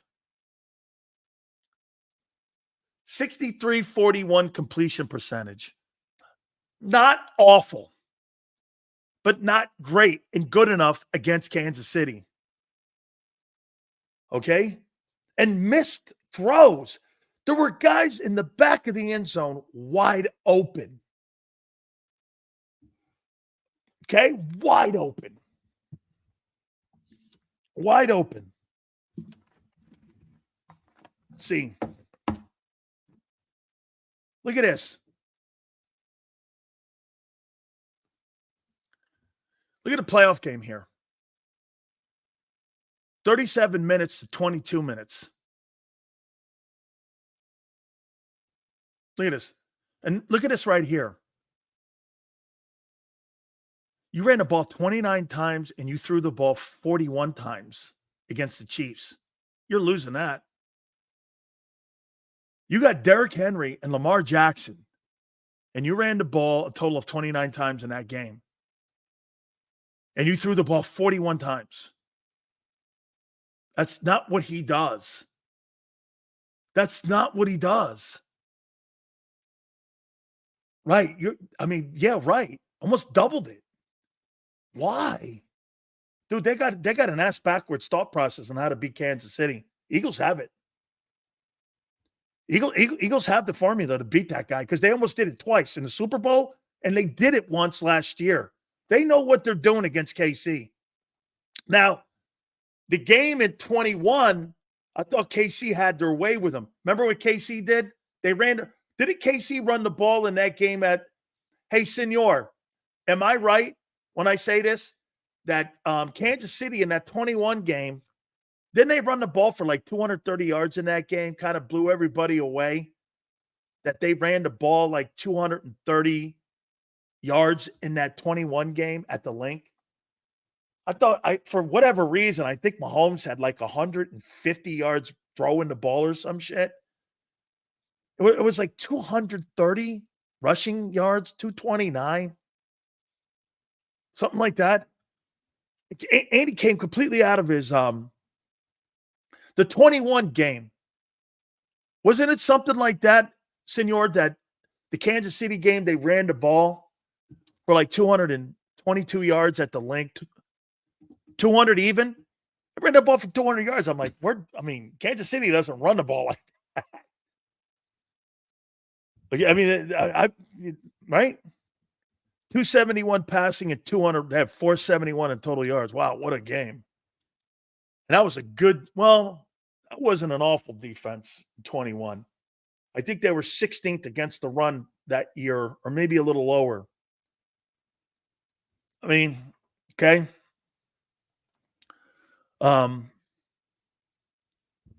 Seals, how do you currently have the NFC ranked? The Eagles for sure. Eagles, Cowboys, Washington, and then Temple, and then the Giants. Hey, does that make sense for you? Gooby. Okay. Actually, I got a different ranking here. Okay. Eagles, Cowboys, Washington, Lehigh, Temple, the Giants. Okay? Makes sense? And hey, if you want to put Rutgers up there too, have at it. Hey, you want to put Rutgers in there too? Sure. Okay. I don't have a problem. Whatever it is, the Giants have to be last. Okay? The Giants have to be last. All right. I like that idea about grading players in the positions. Colorado. All right, let's do the defense. What grade would I give Milton Williams for Green Bay?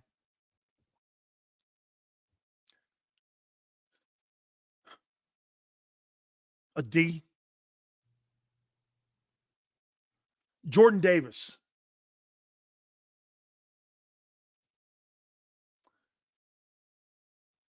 A D minus. Jalen Carter.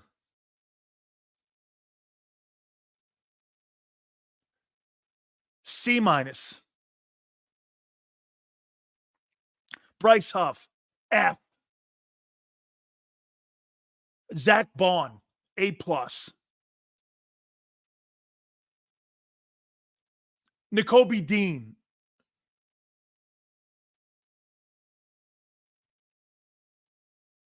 C.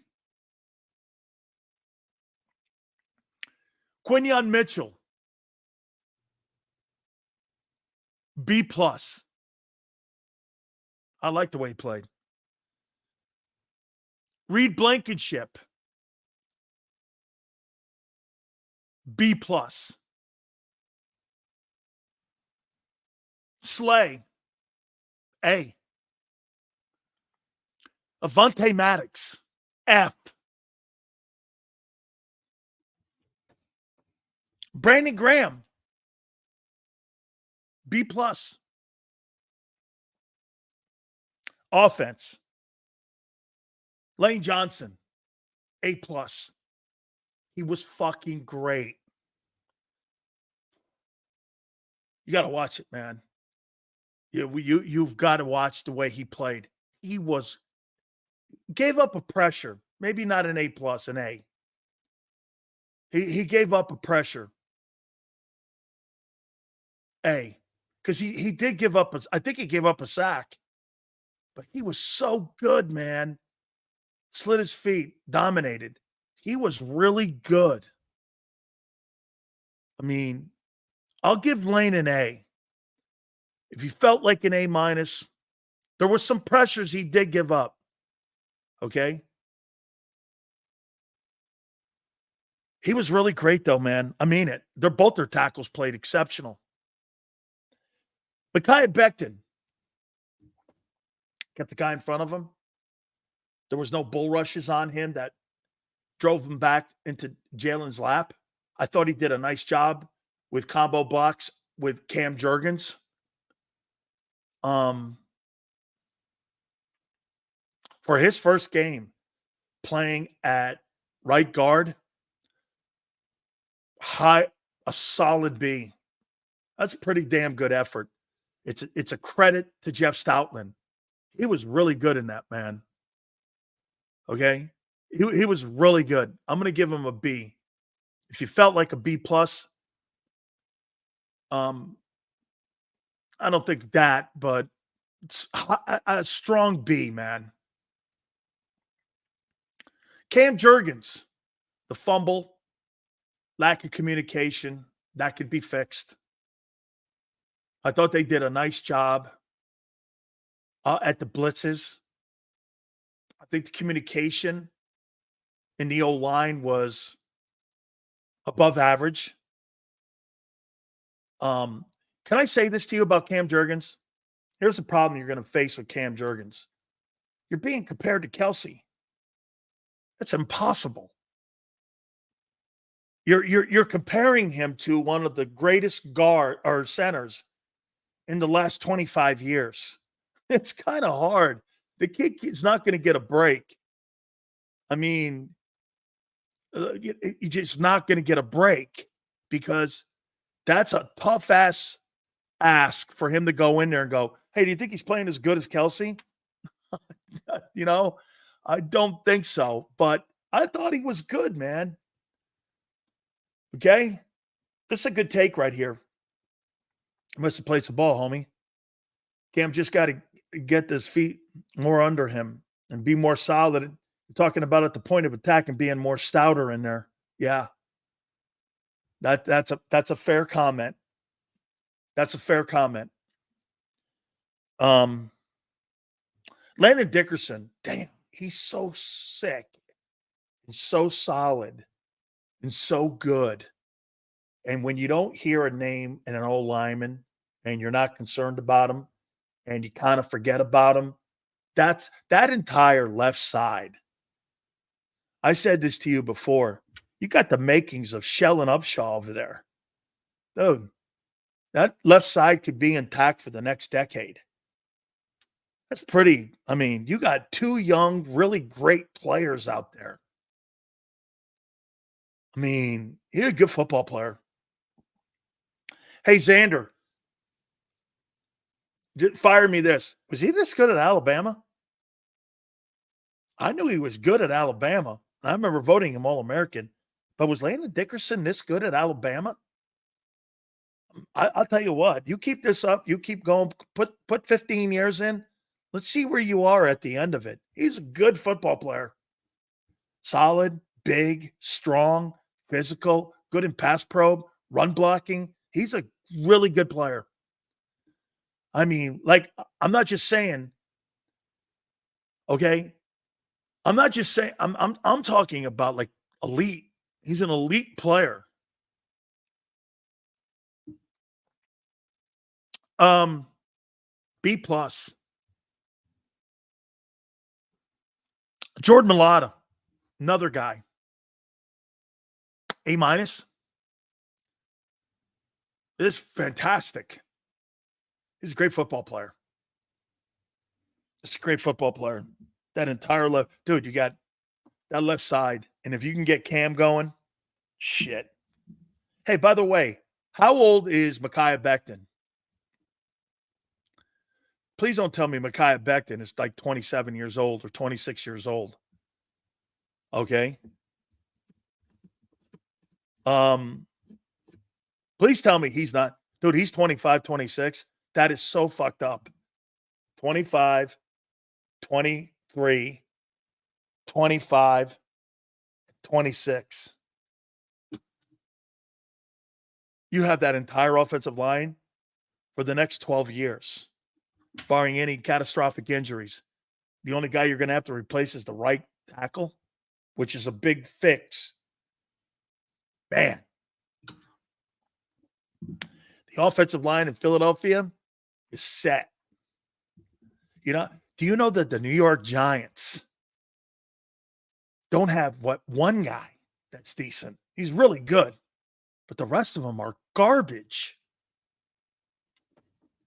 I mean, the New York Giants, how do you have one? You got a reclamation project in Becton. Jordan Mailata's 28. That's still young. And dude, the best offensive tackle. Okay. The best offensive tackle in the game is like 36. Think about how many more years he has left. So you got, if Becton turns into being a Pro Bowler, you got a guy who's going to be a Pro Bowler in Cam. Dude, 26, 24, 23, 24, and 27. Shit. Man, I mean, that's just create depth. I think you got to start looking at the replacement. Hey, you might want to put Mekhi Becton in Lane's spot and bring another guard in and have the revolving door as the guard spot. Hey, let me ask you this. One question before we move on. Are you going to pay Mekhi Becton between $15 and $20 million?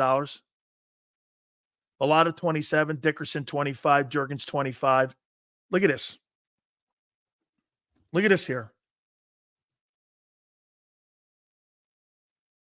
That's insane. It's the best part of your football team, including your receivers, because this is the engine of your team. That's the engine. Okay, that's the engine of the Philadelphia Eagles right there. There's your engine. That's the engine of your team.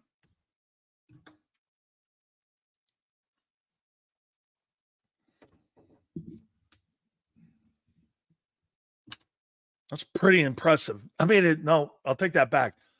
That's insane.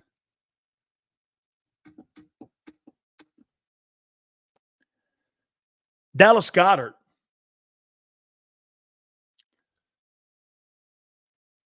C+. Got to use them more. Dotson. Incomplete. Devontae Smith. A. He's stupid good. AJ. That guy's a freak show. He really is. He's a freak show. Barkley, A+. Hurts.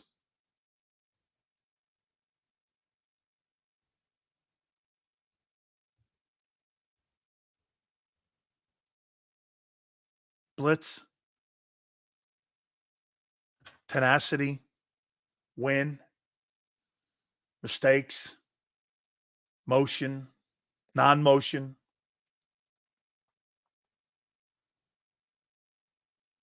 I disagree with PFF.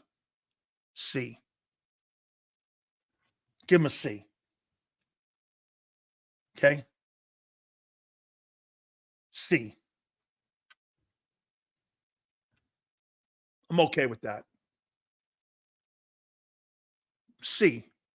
Now, again, watch this. Joe Burrow, F. Trevor Lawrence, D-. I thought Kyler Murray played well. Jared Goff, C+. Brock Purdy, probably B. Watson, F. Okay, Dak.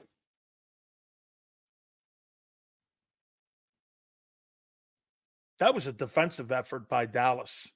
I don't think Dak was special in that game. C+? I don't know. I don't think he was special. Okay? Now look at this, too. When I say this about Jalen. C? Look, I think you guys, again, one more thing here about this, about the grading on Hurts here. Okay? Jalen is going to get better with more reps. He's going to get better. Okay? I didn't know that, Forrest. I didn't know that. Okay? Factor. That guy's got a ton of drama in his life. Danny Dimes. Hey, watch this. Real Zeal. Hey, if you wanted to go to Drew Lock and start the Drew Lock era anytime soon, I'm okay with that. Hey, you want to start the hey, dude, I think this is the last. Who do the Giants play this week?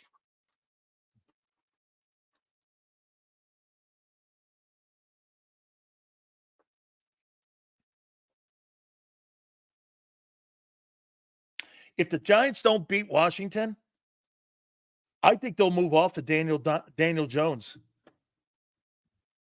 I think they'll move off of him.